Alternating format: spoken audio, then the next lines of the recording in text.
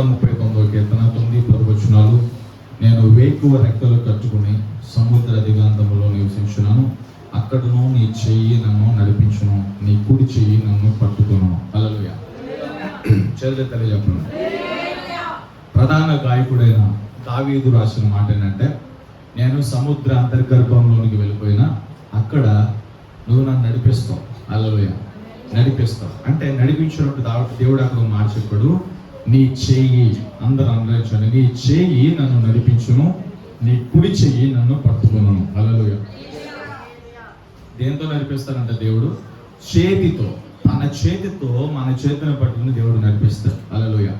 ఈ రోజున మనందరం అనుకుంటాం, ప్రభువా నా బలం చాలట్లా, నా శక్తి చాలట్లా, నా సామర్థ్యం చాలట్లా, నా ధనం చాలట్లా, నా స్ట్రాటజీ చాలట్లా, నాకు వెనకమాల ఏ బ్యాక్గ్రౌండ్ లేదు, నా బంధువులు నా స్నేహితులు అందరూ సామాన్యులే, నా తల్లిదండ్రులు సామాన్యులే, నా వల్ల ఏమీ కావట్లా, నా ముందు చాలా గొప్ప ప్రయాణం ఉంది, పోరాటం ఉంది, ఆ పోరాటంలో నాకు శక్తి, విశ్వాసము, బలము, అభిషేకం చాలట్లా ప్రభువా అని చెప్పి మనం కుంగిపోతున్నప్పుడు, బాధపడుతున్నప్పుడు దేవుడు మన స్థితిని చూసి ఆయన కృప చూపి దేవుడు ఏం చేస్తాడంటే తన చేతితో మనల్ని పట్టుకుంటాడు. ఎప్పుడైతే దేవుని మనం ఆశ్రయిస్తామో, దేవుని ఆశ్రయించిన వెంటనే దేవుడు తన చేతితో మనల్ని పట్టుకుని నడిపిస్తాడు. ఎలాంటి మార్గంలో నడిపిస్తాడంటే దావీదు చక్కని ఎగ్జాంపుల్ చెప్తున్నాడు, సముద్ర అంతర్గర్భంలో నేనున్నా, అక్కడ కూడా నీ చేయి నన్ను నడిపించున్నాడువా. హల్లెలూయా. సముద్ర అంతర్గర్భంలో నేనున్నా, అక్కడ కూడా నీ చెయ్యి నన్ను నడిపించును. దీని ఎగ్జాంపుల్ గా యోనా సముద్ర అంతర్గర్భంలో ఉన్నప్పుడు దేవుడు యోనాను నశించిపోనకుండా ఒక చాపకు ఆజ్ఞ ఇచ్చి చేరవలసిన ప్రాంతానికి దేవుడు చేర్చాడు. ఏ కీడు తనకు జరగలేదు. హల్లెలూయా. దేవుడు ఇక్కడ మాట్లాడే మాట ఏంటంటే, ఇప్పుడు దాకా నువ్వు నీ సొంత బలంతో నీ శక్తితో నడిచి ఎన్ని ఆశీర్వాదాలు, ఎంత సమాధానాన్ని, నెమ్మదిని కోల్పోయి ఇప్పుడు దాకా నష్టపోతూ వచ్చావు. ఇప్పుడు అలా కాదు, నువ్వు కానీ నన్ను ఆశ్రయిస్తే, నీవు నా అద్దకు వస్తే, నా చేతితో నిన్ను పట్టుకుని నీవు నడవలసిన మార్గాలన్నిటిలో కూడా నేను నిన్ను నడిపిస్తానని చెప్పి దేవుడు చెప్తూ ఉన్నాడు. హల్లెలూయా. ఇక్కడ ఇంకా బాగా మనం నేర్చుకోవాలి, అది ఎలాంటి ప్రయాణమైనా, ఎంత కష్టతరమైన ప్రయాణమైనా, ఏ శత్రువుల మధ్య అయినా, ఎలాంటి అప్పుల మధ్య, ఏ రోగం మధ్య అయినా దేవుడు తన చేతిని మన ఎద్దకు చాపి తన చేతితో మనల్ని పట్టుకుని మనల్ని నడిపిస్తాడు. హల్లెలూయా. మోషే చచ్చిపోయిన తర్వాత యెహోషువ దగ్గరికి స్ట్రైట్ గా దేవుని వాక్కు వచ్చింది. హల్లెలూయా. మోషే చనిపోయిన తర్వాత యెహోషువ యొద్దకు స్ట్రైట్ గా దేవుని వాక్యం వచ్చింది. యెహోషువ రాసిన యెహోషువ గ్రంథంలో మొదటి అధ్యాయంలో మనం చూస్తే, ఒకసారి తెరవండి యెహోషువ గ్రంథము.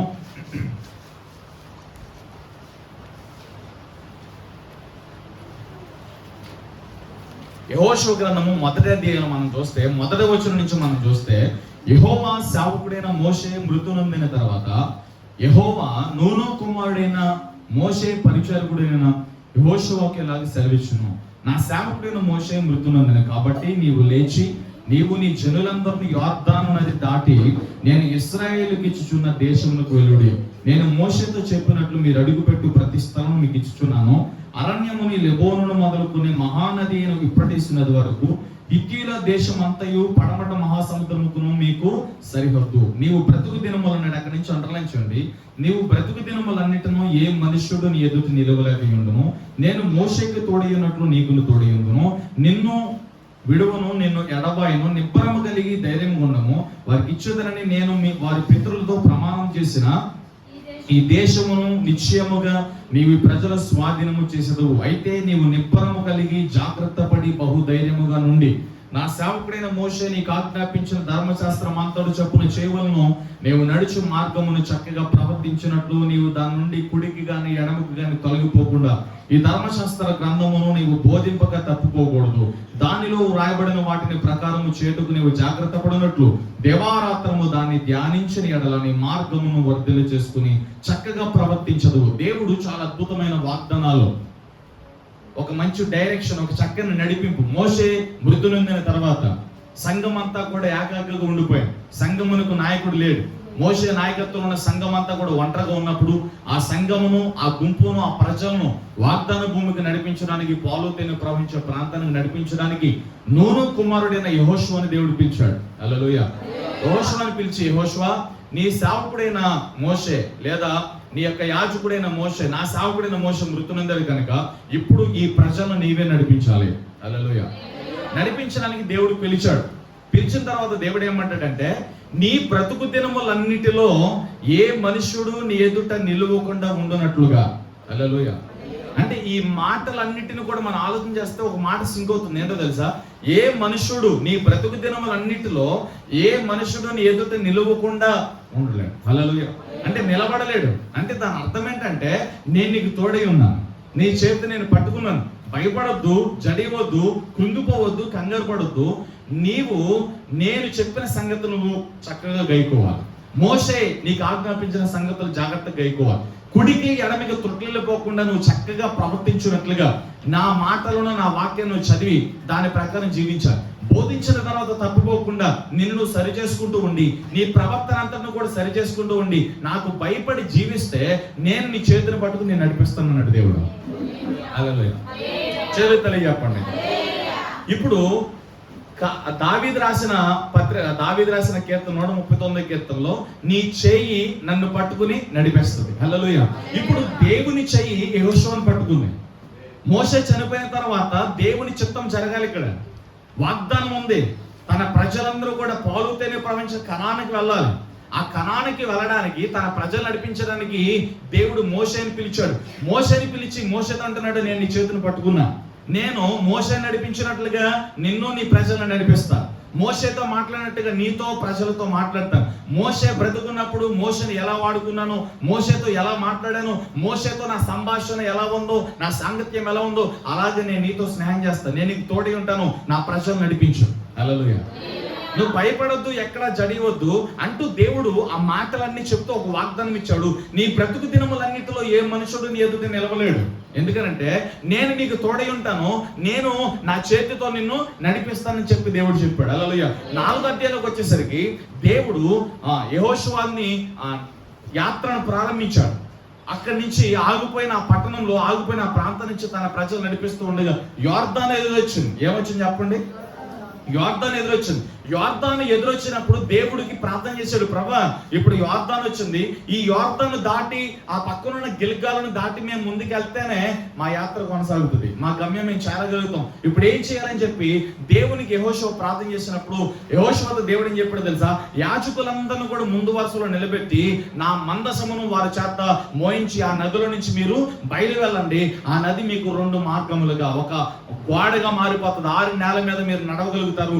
నా సేవకుడైన మోషే ద్వారా ఎర్ర సముద్రం ఎలాగైతే పాయలు చేస్తానో అలాగే యోర్దానును కూడా నేను 2 పాయలుగా చేస్తాను. హల్లెలూయా. చూడండి, యెహోషువ గ్రంథం 4వ అధ్యాయంలో మనం చూసినట్లయితే ఆ అధ్యాయం అంతా కూడా మీరు చూసుకున్నట్లయితే నేను చెప్పే మాటలను ఉంటే ఇంటికెళ్ళి చదువుకోండి. హల్లెలూయా. ఇప్పుడు 22వ వచనంలో అక్కడ ఏం చెప్పాడంటే, ఆ మొదటి వాక్యంలో నుంచి కూడా చెప్పే మాటలు ఉంటాయి. 22వ వచనంలో ఏమంటున్నాడు చూడండి ఒకసారి. 20వ వచనం నుంచి, వారు యోర్దాను నుండి తెచ్చిన 12 రాళ్లను యెహోషువ గిల్గాల్లో నిలబెట్టించి ఇశ్రాయేలుకి ఇట్లన్నో, రాబో కాలమున మీ సంతతి వారు ఈ రాళ్ళు ఎందుకని తమ తండ్రులను అడుగుదురు కదా, అప్పుడు మీరు ఇశ్రాయేలీయులు ఆరిన నేల మీద యోర్దానుని దాటిరి. ఎట్టనగా యెహోవా బాహువు, అండర్లైన్ యెహోవా బాహువు బలమైనదని భూనివాసులందరూ తెలుసుకొనుటకును మీరు ఎల్లప్పుడూ మీ దేవుడైన యెహోవా యందు భయభక్తులు నిలుపుటకును మేము దాటి వరకు మీ దేవుడైన యెహోవా తానే మా ఎదుట ఎర్ర సముద్రము ఎండ చేసినట్టు మీరు దాటు వరకు మీ ఎదుట యోర్దాను నీళ్లను ఎండ చేసినని చెప్పి ఈ సంగతుల వరకు తెలియపరచవలను. హల్లెలూయా. దేవుడు అక్కడున్న ఇశ్రాయేల్ ప్రజలకి, యెహోషువకి దేవుడు ఒక క్రమాన్ని ఇచ్చాడు. ఇప్పుడు మీరు యోర్దాను దాటాలి. యోర్దాను దాటేటప్పుడు యాజకులను ముందు వరుసలో నిలబెట్టండి. యాజకులు అనేవారు మందసమును మోసుకుంటూ వెళ్ళాలి. హల్లెలూయా.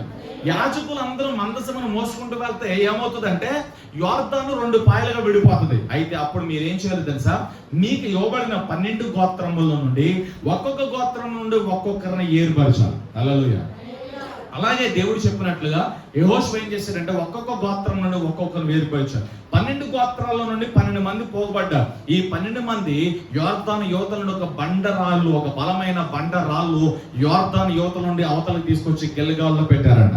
ఈ గిల్గాల్లో పెట్టిన ఈ రాళ్ళు ఎందుకు అంటే మన తర్వాత మన జనరేషన్, మన పిల్లలు వస్తారు కదా, ఆ పిల్లలకు దేవుని కార్యములకు సూచనవి ఈ రాళ్ళు. ఎందుకు అని తర్వాత జనరేషన్లో మన పిల్లలు అడిగినప్పుడు యెహోవా అనే ఈ దేవుడు మోషే ద్వారా ఎర్ర సముద్రం ఎలాగైతే ఎన్నింపచేశాడో, యోర్దాను ఎన్నింపచేశాడో, తన ప్రజలను యొక్క గమ్యమును చేర్చడానికి తన బాహువుని ఎలాగైతే చాపాడో ఆ బాహువు బలమైనదని మీరు చూచారు, మీ పిల్లలు చూసినట్లు ఒక సింబాలికల్ గా మీరు యోర్దాను అవతలకు ఈ 12 రాళ్ళు తీసుకెళ్లి పెట్టాలి. హల్లెలూయా. అంటే ఇక్కడ చూడండి, మోషేతో పాటు దేవుడు నడిచినప్పుడు మేఘస్తంభంగా అగ్నిస్తంభంగా బట్టలు పాతికెళ్ళకుండా, చెప్పులు అరిగిపోకుండా, ఆకలి వేయకుండా, దప్పిక లేకుండా వారిని కంటికి రెప్పలా కాపాడుకుంటూ దేవుడు తన బాహువుతో నడిచాడు. అనేక సందర్భాల్లో మోషేతో కూడా అన్నాడు, ప్రతికూల పరిస్థితి వచ్చినప్పుడు మోషే దేవుని వైపు చూసినప్పుడు, ఎందుకు నా వైపు చూస్తున్న మోషే, ఆగిపోక సాగిపో, నా బాహు ఏమైనా తక్కువైందా, నా బలం ఏమైనా తక్కువైందా, ఎక్కడ నీకేదైనా తక్కువ చేశానా? హల్లెలూయా. ప్రతి విషయంలో మిమ్మల్ని ఆదుకున్నాడు కదా, నా బాహువు చేత అనగా నా బలము చేత, నా సామర్థ్యం చేత, నా చేతి చేత, నా హస్తకృత్యము చేత మిమ్మల్ని నడిపిస్తున్నాను కదా, నా బలము నా బాహువు నీకు ఏది తక్కువ కదన్నాడు మోషేతో. హల్లెలూయా. ఇప్పుడు దేవుడు ఇక్కడ మోషే దగ్గర కూడా ఈ బాహువు అనే పదాన్ని వాడాడు. చూడండి ఇక్కడ 22వ వచనంలో, 23వ వచనం, ఎట్లనగా యెహోవా బాహువు బలమైనదని భూనివాసులందరూ తెలుసుకొనుటకు. అబ్బా, హల్లెలూయా.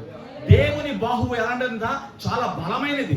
ఇప్పుడు ఈ బలమైన బాహువుతో యెహోషువని, మిగిలిన శాసమును, సైన్యం అంతటిని కూడా, తన ప్రజలందరిని కూడా దేవుడు పట్టుకుని ఎక్కడ నడిచాడు? కానానికి. హల్లెలూయా. ప్రైజ్ లార్డ్ చెప్పండి, చలేతలే చెప్పండి. ఇప్పుడు దేవుని బాహువు, దేవుని చెయ్యి ఎవరిని పట్టుకుంది? యెహోషువని పట్టుకుంది. ఎందుకు పట్టుకుంది? గమ్యమునకు చేర్చడానికి, చేరవలసిన కనాను పట్టణానికి, పాలు తేనె ప్రవహించే వాగ్దాన భూమికి చేర్చడానికి దేవుడు యెహోషువ చేతిని పట్టుకున్నాడు. యెహోషువ చేతిని పట్టుకుని క్రమాన్ని ఇస్తున్నాడు. ఇక్కడ ఒక ఆర్డర్ని ఇస్తున్నాడు, ఒక క్రమాన్ని ఇస్తున్నాడు, ఒక మార్గాన్ని దేవుడు నిర్దేశించాడు. హల్లెలూయా. ఇప్పుడు యెహోషువకి మార్గముగా, నిర్దేశకంగా దేవుడు ఉండి ఏ త్రోవలో వెళ్ళాలో చెప్పాడు. అంత మాత్రమే కాదు, యెహోషువ జీవితంలో ప్రాముఖ్యంగా మనం నేర్చుకోవాల్సిన ఒక ఉన్నతమైన పాఠం ఏంటో తెలుసా? అనేక యుద్ధములు యెహోషువ దేవుని కోసం నిలబడడం ఒక విషయం అయితే, దేవుని కోసం నిలబడి శత్రువులతో పోరాటం అంటే ఇది మామూలు విషయంగా. హల్లెలూయా. మోషేనేమో నాయకుడిగా ఉన్నాడు, యుద్ధాలు ఏం చేయాల, ఆయన దేవుని సన్నిధిలో ప్రార్థన చేసుకుంటూ వెళ్ళిపోయాడు. కానీ యుద్ధాలన్నీ చేసింది ఎవరు? చెప్పరండి. యుద్ధాలన్నీ చేసింది ఎవరు? యుద్ధాలన్నీ చేసింది యెహోషువనే. యుద్ధము జరిగేందంటే నడుము కట్టుకుని ముందు వరుసలో నిలబడి కత్తి పట్టుకున్నది యెహోషువనే. మోషే ఏది ఆజ్ఞాపించాడో అది ఖచ్చితంగా చేసుకుంటూ వెళ్ళిపోయాడు యెహోషువ. ఇక్కడ మనం నేర్చుకోవాలి, యెహోషువ నడిపింపులోకి వచ్చిన తర్వాత అనేక జాతులను, అనేక రాజులను ఎదుర్కోవాల్సి వచ్చింది. ఏ రాజు ఎదుట యెహోషువ ఓడిపోవాలి, ఏ మనుషుని ఎదుట యెహోషువ ఓడిపోవాలి. ఒక్క మిస్టేక్ జరిగింది. అది కూడా ఏంటంటే, ఎరుకోని జయించిన తర్వాత ఎక్కడికి వెళ్ళారు? హాయి. హల్లెలూయా. హాయి పట్టణానికి వెళ్ళినప్పుడు శపించబడిన ఎరుకో పట్టణం గురించి దేవుడు ఆల్రెడీ చెప్పేశాడు. వీళ్ళు మిస్టేక్ చేస్తారు, ఓడిపోతారని చెప్పి మహాజ్ఞాని అయిన దేవుడు దృష్టి కలిగి ముందే చెప్పేశాడు, మీరు వెళ్తున్నప్పుడు అక్కడ ఉన్న షీనారు వస్త్రాలు, బంగారపు కెమ్మలు, వెండి మిమ్మల్ని టెంప్ట్ చేస్తాయి, వాటికి అట్రాక్ట్ అవ్వద్దు, వాటిని మీరు ద్వేషించండి, వాటిని విసర్జించండి, అవన్నీ నా ద్వారా శపించబడ్డాయి, శపించబడిందని మీరు ముట్టుకోవద్దు అని ముందే చెప్పాడు. కానీ వీళ్ళు హాయి పట్టణం మీదకి వెళ్ళినప్పుడు 36 మంది చచ్చిపోయారు. అక్కడ ఎంతమంది? 36 మంది చచ్చిపోయారు. 36 మంది చచ్చిపోయి మిగతా వాళ్ళందరూ కూడా పారిపోయి వచ్చారు. ఎందుకు పారిపోయి వచ్చారు, ఎందుకు చచ్చిపోయారంటే అక్కడ పాపం చేశారు. ఇది మీకు తెలుసు, ఇది నా వాక్యంలో నా సంబంధం లేదు, అంటే అక్కడే ఓడిపోయారని చెప్పడానికి ఇది చెప్తున్నాను. హల్లెలూయా. అనేక జాతులు ఎదుట, అనేక రాజుల ఎదుట, అనేక ప్రాంతాల ఎదుట యెహోషువ టీం నిలబడినప్పుడు ఎక్కడ ఓడిపోలేదండి. దేవుడు ఎవరి ఎదుట ఓడిపోనలేదు. దేవుడు వాగ్దానం చేశారు కదా, యెహోషువ నీ బ్రతుకు దినములన్నిటిలో ఏ మనుషుడు నీ ముందు నిలవలేడు, అంటే ఎవడో నీ మీద చేయలేడు, ఎవడు నీ మీద పై చేయిగా ఉండలేడు, అందరూ నీకు దాసులు ఉండాల్సిందే. అది దాని అర్థం. వాళ్ళు బలవంతులు కావచ్చు, రాజులు కావచ్చు, గొప్పవాళ్ళు కావచ్చు, సామంతులు కావచ్చు, వాళ్ళు ఎలాంటోళ్ళైనా నీ ముందుకు వచ్చేసరికి వాళ్ళు నీ ముందు సాగలు పడాల్సిందే. మరి హాయి పట్టణంలో ఎందుకు ఓడిపోయారు? 36 మంది చచ్చిపోయారు, మిగిలిన శాసనం తప్పించుకుని పారిపోయింది. ఎందుకంటే వాళ్ళు పాపం చేశారు. దేవుడు ముందే చెప్పాడు, అదంతా కూడా ఎరుకో పట్టణం అంతా శపించబడింది, దాంట్లో ఉన్నది ఏది ముట్టుకోవద్దంటే ఈ ఆకాన్ అనేవాడు ఏం చేశాడు? షేనరు వస్త్రాన్ని, బంగారపు కమ్మెని, వెండిని చూసి ఆశించి దొంగిలించి తీసుకొచ్చి గుడారంలో గొయ్యి తీసుకెళ్ళిపెట్టాడు. హల్లెలూయా. ఆ ఓటమి గురించి దేవుని సన్నిధిలో ప్రార్థన చేసినప్పుడు దేవుడు మరలా పట్టించాడు. యెహోషువకు చక్కని మార్గం ఇచ్చాడు.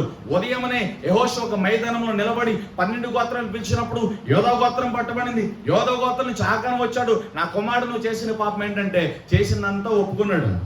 ఆకోరు లోయలోనికి తీసుకెళ్లారు. తన దొంగిలించిన దాన్ని ఏమంటారు, శపించబడిందంతా కూడా ఆకోరు లోయలో పడేశారు. తనని తన కుటుంబాన్ని రాళ్లతో కొట్టి చంపారు. మరలా దేవుడు యథావిధంగా నడిచాడు.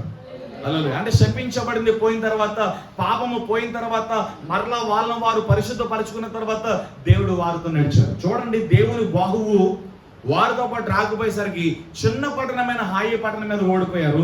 దేవుని బాహు వారితో వచ్చినప్పుడు మహాపట్టణమైన ఎరుకో పట్టణం కూడా జయించారు. ఎరుకో పట్టణం జయించాలి అంటే, ఎరుకో గోడలు కోల్చాలంటే అది మానవ బలంతో మనుషుల సామర్థ్యంతో అయ్యే పని కాదు. దేవుని బలముతో, దేవుని సైన్యంతోనే ఆ పని అవ్వాలి. హల్లెలూయా. అటువంటి మహాపట్టణమైన ఎరుకో పట్టణాన్ని ఆ పట్టణాన్ని జయించడానికి, ఎరుకో కోటలను కోల్చడానికి దేవుడు బాహు వారితో వచ్చింది. కానీ హాయి పట్టణం మీదకి వీళ్ళు యుద్ధం చేస్తానికి వెళ్తున్నప్పుడు దేవుని బాహు వీళ్ళతో రాలా. చూడండి, మహాపట్టణమైన హాయి పట్టణం, ఎరుకో పట్టణం దేవుని బాహుబలముతో జయించారు. చిన్న పట్టణమైన హాయి పట్టణాన్ని దేవుని బలము లేకుండా 36 మంది చావు బతుకుల మధ్య కొట్టుకుంటూ వచ్చారు.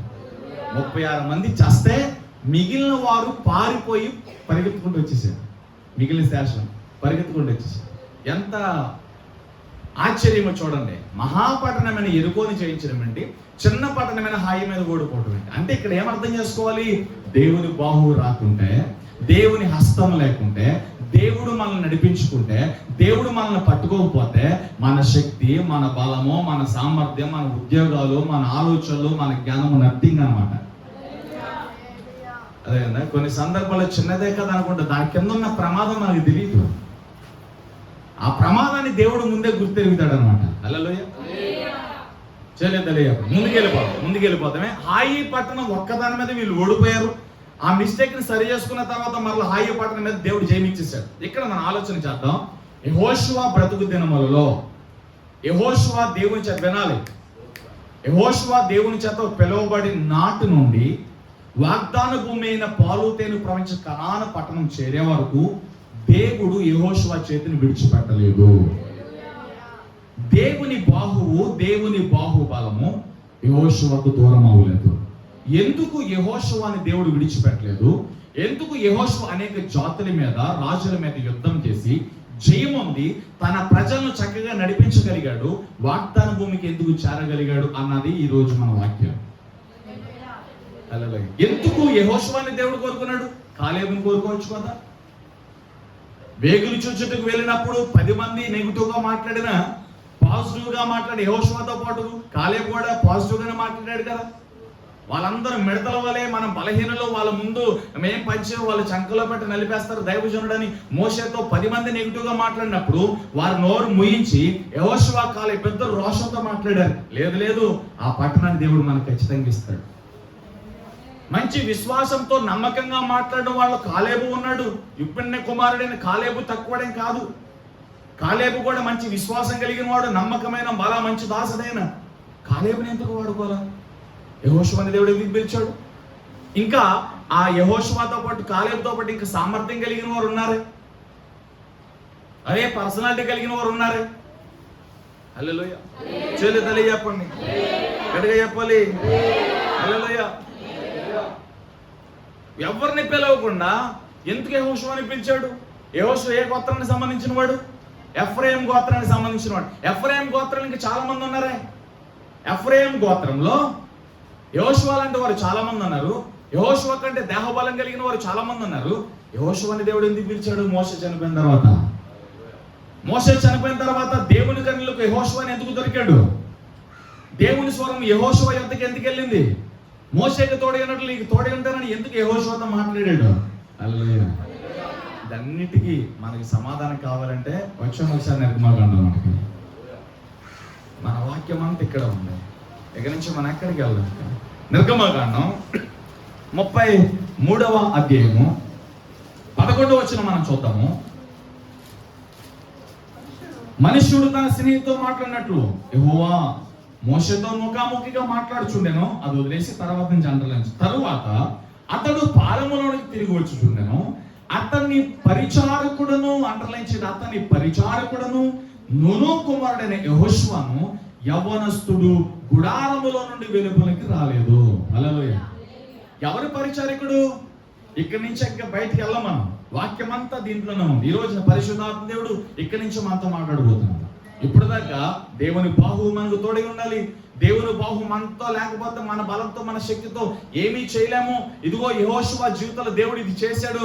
ఇప్పుడు దాకా మన యెహోషువ జీవితంలో దేవుడు చేసిన కార్యాలు నేర్చుకున్నాం. అయితే యెహోషువాని ఎందుకు పిలిచాడు? మనల్ని ఎందుకు పిలవలేకపోతున్నాడు? యెహోషువ చేతిని దేవుడు ఎందుకు పట్టుకున్నాడు? మనల్ని ఎందుకు పట్టుకోలేకపోతున్నాడు? యెహోషువ నడిపించినట్లుగా దేవుడు మనల్ని ఎందుకు నడిపించలేకపోతున్నాడు? ఆయన బలహీనుడు అంటావా? దేవునికి బలం లేదంటావా? హల్లెలూయా. లేదు లేదు, అట్లా అంటారు. దేవుడు ఎప్పుడు బలహీనుడు కాదు, ఆయన ఎప్పుడు బలవంతుడే. కొన్ని సందర్భాల్లో సిగ్గుచేటుగా ఒక మాట చెప్పాల్సి వస్తుంది. మనము చాతకాని వారము ఉండి మన దేవుని కూడా చాతకాని వారంగా చేసేస్తాం. మన విశ్వాసము సన్నగిలిపోయినప్పుడు, ధైర్యము కోల్పోయినప్పుడు, భయము ఆవరించినప్పుడు మనం ఏం చేస్తామంటే, నా వల్ల కాదు, నేనేమీ చేయలేను అని ఆ పోరాటంతో పోరాడకుండా, యుద్ధంలో పోరాడకుండా సరిపెట్టేసుకుని కాంప్రమైజ్ అయిపోతాం. చూసావా? ఆ టైంలో దేవుడు కూడా చాలా బాధపడతాడు. హల్లెలూయా. ఎదురుగా ఎలాంటి పోరాటమైనా, ఎంత శత్రువు ఉన్నా, ఎంత బలవంతులున్నా దేవుడు ఖచ్చితంగా నన్ను నిలబెడతాడు. ఈ పోరాటం పైన దేవుడు నాకు జయమిస్తాడు. ఈ మనుషుడి పైన నా దేవుడు నా చేతిని పై చేతిగా ఉంచుతాడు. దేవుడు అన్ని విషయాల్లో కృప చూపుతాడు అని ఒక మంచి విశ్వాసం మన జీవితంలో కలిగి ఉన్నప్పుడు, హల్లెలూయా, దేవుడు వేర సోరకార్యం దేవుడు జరిగిస్తాడు. ఏది మన విశ్వాసం బలముగా దృఢంగా ఉన్నప్పుడు దేవుడు చాలా గొప్ప కార్యాలు జరిగిస్తాడు. ఎప్పుడైతే నా వల్ల కాదని మన సతికిలు పడిపోతామో కొన్ని సందర్భాలు దేవుడు కూడా ఏమి చేయలేడు. హల్లెలూయా.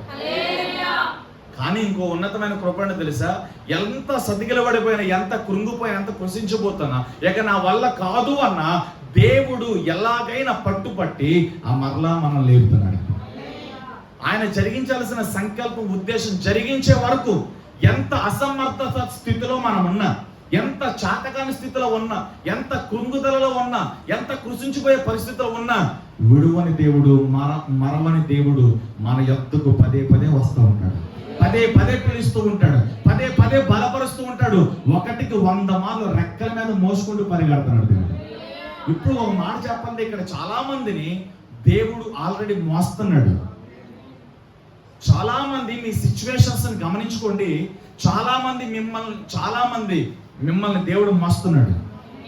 మీ జీవితాల్లో దేవుడు మిమ్మల్ని మోస్తున్నాడు. మీ బ్రతుకుల్లో, మీ ప్రయాసాల్లో, మీ పోరాటాల్లో, మీ యుద్ధాల్లో, మీ బాధల్లో, మీ నిందల్లో, మీ నిష్పృహాలలో దేవుడు మిమ్మల్ని మోస్తున్నాడు. హల్లెలూయా. హల్లెలూయా.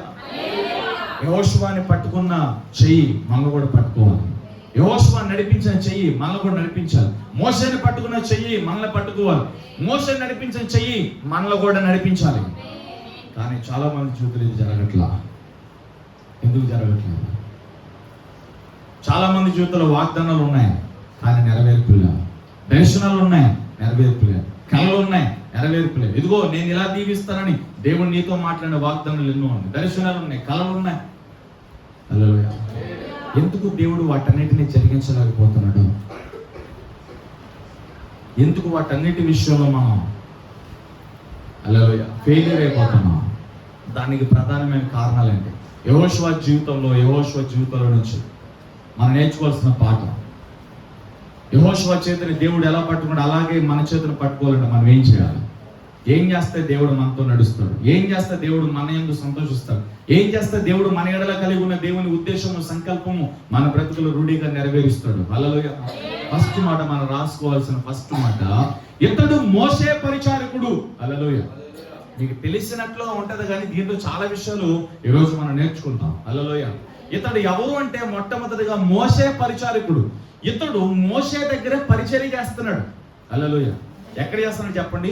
మోషే దగ్గర పరిచర్య చేస్తూ ఉన్నాడు.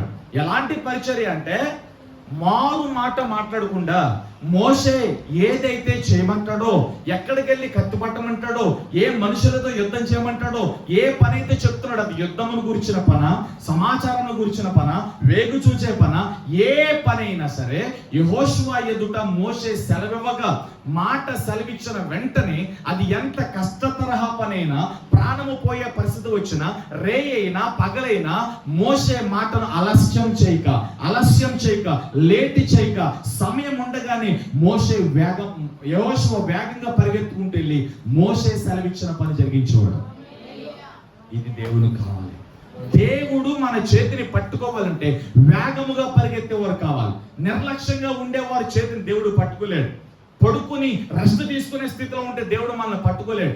మాట విననొల్లని వారముగా ఉంటే దేవుడు మనల్ని పట్టుకోలేడు. దేవుడు మన చేతిని పట్టుకోవాలంటే మంచి పరిచారికుల వలె, లోబడే పరిచారికుల వలె, మాట వినే పరిచారికుల వలె, వేగముగా పరిగెత్తే పరిచారికుల వలె పట్టుకున్నారా? మనం మారిపోవాలి. యెహోషువ పరిచారకుడు. ఎలాంటి పరిచారకుడు తెలుసా? మోషే మాట సెలవిచ్చిన వెంటనే పరిగెత్తుకుంటూ వెళ్ళి పని ముగించే పరిచారకుడు. సాకులు చెప్పేవాడైతే యెహోషువ దేవుడు పిలిచేవాడు కాదు.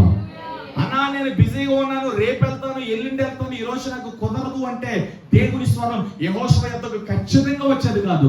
ఎలాంటి పరిస్థితి వచ్చినా దేవుని పని కోసము పరిగెత్తేవాడు, వేగముతో వెళ్ళేవాడు, వెనక ముందు చూడకుండా దైవజనుడు మాటను, దేవుని పనును రుడిగా జరిగించేవాడు యెహోషువ. కనుక యెహోషువ చేతిని దేవుడు పట్టుకున్నాడు. ఈ రోజు నీ చేతిని దేవుడు పట్టుకోవాలంటే దేవుని మాటలు వినాలి, దేవుని అద్దుకు రావాలి. హల్లెలూయా. వేగముగా దేవుని పనిని, ప్రార్థన వేగంగా చేయాలి. దేవుని మందిరానికి రావటమా వేగంగా రావాలి. దేవుని పని కొరకు, దేవుని పరిచర్య కొరకు, దేవుని ఆరాధించిన కొరకు, దేవునికి ఇచ్చిన కొరకు హల్లెలూయా వేగం ఉండాలి, స్పీడ్ ఉండాలి. హల్లెలూయా. రెండోది పరిచారకుల్లో నుంచి రెండో పాట, ఒకటి వేగముగా చేయాల్సిన పని చేయాలి. రెండోది పరిచారకుల్లో నుంచి దేవుడు మనతో మాట్లాడే తెలుసా? పరిచారకుడు అనగా దాసుని స్వభావం కలిగిన వాడు, తగ్గింపు జీవితం కలిగిన వాడు. మనం ఎప్పుడు కూడా తగ్గించుకుని ఉండాలి. దేవుడు మనల్ని హెచ్చించినట్లుగా, దేవుడు తన ఉద్దేశం మన బ్రతుకులు నెరవేర్చబడుతున్నట్లుగా మనం ఎప్పుడు కూడా తన బలమైన రెక్కల కింద దీన మనసు కలిగి ఆయన దగ్గర శరణిపోవాలి, ఆయనకు లోబడిపోవాలి. ఎప్పుడైతే మనల్ని మనం తగ్గించుకుని దేవుని అధికారానికి లోపడతామో అప్పుడు దేవుడు మనల్ని బయట తీసుకొస్తాడు. హల్లెలూయా. మన బలంతో మన శక్తితో అవ్వదు. చెవులు తల్లి చెప్పండి హల్లెలూయా.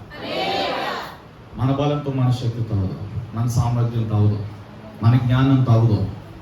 విరిగి నెలిగిన హృదయం కావాలి. దాసుని పోలిక, దాసుని స్వరూపు రావాలి. హెచ్చించుకునే స్థితి మనకుంటే అవుతుంది. అందుకే లోకసువార్త 14:11 తన తాను తగ్గించుకున్న వాడు దేవుని చేత హెచ్చించబడతాడు, తన తాను హెచ్చించుకున్న వాడు తగ్గించబడతాడు.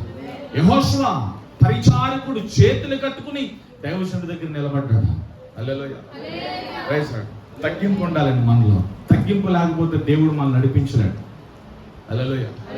ఎవడైతే తగ్గించుకుంటాడో, ఎవడైతే దేవుని అధికారానికి లోబడతాడో, ఎవడైతే దేవునికి భయపడతాడో వాడిని సానుకూలంగా దేవుడు నడిపించగలుగుతాడు. ఎదిరించేవాడు, ప్రెస్టేజ్ గా ఉండేవారు, అహంకారులుగా ఉండేవారిని దేవుడు ఎప్పుడు కూడా లక్ష్య పెట్టడు. అందుకే అహంకారులు ఎదిరించి దీనులకు కృపిస్తానంటాడు దేవుడు. హల్లెలూయా. మోషే దగ్గర వినయము, వినమ్రత కలిగిన వ్యక్తి యెహోషువ అయితే, మోషే పనికి ఆటంకంగా ఉన్నవాడు ఒకడు ఉన్నాడు, వాడే కోరహు.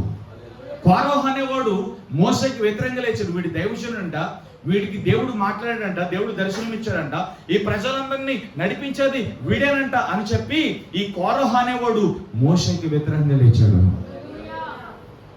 వీడు బలంచాలుగా ఈ కోరహు అనేవాడు దాతాను, అభిరామ అనే వారిని యాడ్ చేసుకున్నాడు. వీళ్ళ ముగ్గురు కలిపి 250 మందిని పోగు చేశారు. 250 మంది మోషే మీద తిరుగుబాటు చేస్తున్నారు. దేవుని పనికి ఆటంకం ఉన్నారు. సంఘం పాడైపోతున్న పరిస్థితుల్లో, దైవజనుడు ముందుకు వెళ్ళలేని పరిస్థితుల్లో, దైవజనుడు కన్నీరు కారుస్తున్న సిచ్యువేషన్ లో దేవుడు దాన్ని చూసి చలించలేకపోయాడు. ఎప్పుడు కూడా సంఘము ఒక మనుషుడి ద్వారా పాడైపోతే, సంఘము ఒక మనుషుడి ద్వారా గాయములోనికి వెళ్తే, సంఘము ఒక మనుషుడి ద్వారా కన్నీరు కారిస్తే ఆ మనుషుడికి శ్రమ. ఒక దైవజనుడు ఒక మనుషుల గురించి కన్నీరు కార్చాలి. ఎందుకో తెలుసా? ఆ మనుషుడు వృద్ధి చెందాలి ప్రభు, ఆ మనుషుడు దీవించబడాలి ప్రభు, ఆ మనుషుడు ఆస్వాదించబడాలి, ఆ మనుషుడు నీ పోలికలోనికి మారాలి, ఆ మనుషుడు నీ రాజ్యంలో ఉండాలి. నీ మేలు కొరకు, నీ క్షేమం కొరకు దైవజనుడు కన్నీరు కార్చాలి. ప్రభా వీరు మాట వినటల్లా, వీళ్ళు లోబడతలేదు, వీళ్ళు పరిచర్యకి సహకరించట్లేదు, వీరు గుప్పుడు నింపట్లేదు, చాలా కష్టంగా ఉందని ఇలాంటి బాధతో కనుక కన్నీరు కారిస్తే అది మనకి చాలా నష్టాన్ని తీసుకొస్తుంది. అందుకే హెబ్రీ పత్రికలో పరిశుద్ధాత్మ దేవుడు పౌలు ద్వారా చెప్పిన మాట, సేవకులందరూ నాయకులందరూ మీకంటే పైన అధికారులే ఉన్నారు, నాయకులే ఉన్నారు. మిమ్మల్ని అందరిని గురించి ప్రధాన యాజకుడైన దేవునికి, ప్రధాన కాపరైన దేవునికి లెక్క చెప్పవలసిన వారై ఉన్నారు. మీరు వారి మాట విని వారికి లోబడండి. హల్లెలూయా. మీరు వారి మాట వినకపోతే, లోబడకపోతే, వారి కన్నీరు కారిస్తే దానివల్ల మీకు చాలా నష్టం జరుగుతుంది. హల్లెలూయా. దీనికి ఎగ్జాంపుల్ ఇది. మోషే దేవుని చెప్పినట్టుగా చేసుకెళ్ళిపోతుంటే మోషే పరిగెట్టు వచ్చేస్తున్నాడు. కోరహు, దాతాను, అభిరాములు అనేవారు దేవుని పనిని జరగనవట్లా. దేవుని సంఘమును వాగ్దాన భూమైన పాలు తేనె ప్రవహించు కనాను దేశానికి తీసుకెళ్ళాలి. మోషే ముఖాముఖిగా దేవునితో మాట్లాడుతున్నాడు. దేవునితో మోషేతో దేవునికి ఒక మంచి సావాసం ఉంది. ఈ సావాసం తెలియని దాతాను, అభిరాము, కోరహు. హల్లెలూయా. దేవుని పనిగట్టు చాతున్నారు. సంఘము నష్టపోతుంది, ఆదరణ కోల్పోతుంది, నెమ్మదిని కోల్పోతుంది. దేవుడు చూస్తూ ఉన్నాడు. దేవుని కోపము ఒకేసారి కోరహు, దాతాను, అభిరాము 250 మంది మీద దిగొచ్చింది. ఉన్న ఫలంగా అందరూ చూస్తూ ఉండగా భూమి తెరవబడింది. చూడండి, వాని పాపం వాడిని పట్టుకుంటుంది, వాని పాపం వాడిని తరుగుతుంది. ఎన్ని మార్లు గద్దించి లోబడిన మనుషుడు హఠాత్తు మరణం వచ్చింది. వాళ్ళు ఎక్స్పెక్ట్ చేయాలా, వాళ్ళు ఊహించలా. దేవుడు భూమికి ఆజ్ఞవగా ఏ నేల మీద అయితే వాళ్ళు నిలబడ్డారో, ఏ స్పాట్ లో నిలబడ్డారో ఆ స్పాట్ లో భూమి నోరు తెరుచుకుందంట. దైవజనుడి మీదకి, సంఘం మీదకి లేచిన 250 మందిని దేవుడు భూమి లోపల సజీవంగా బ్రతికుండగానే సజీవ సమాధి చేసినాడు. హల్లెలూయా. ఇప్పుడు మాట చూపించాను నేను యెహోషువ గ్రంథంలో. చూడండి ఒకసారి, మొదటి అధ్యాయంలో, యెహోషువ గ్రంథం మొదటి అధ్యాయంలో దేవుడు ఏమంటాడు చూడండి, 17వ వచనం చూడండి.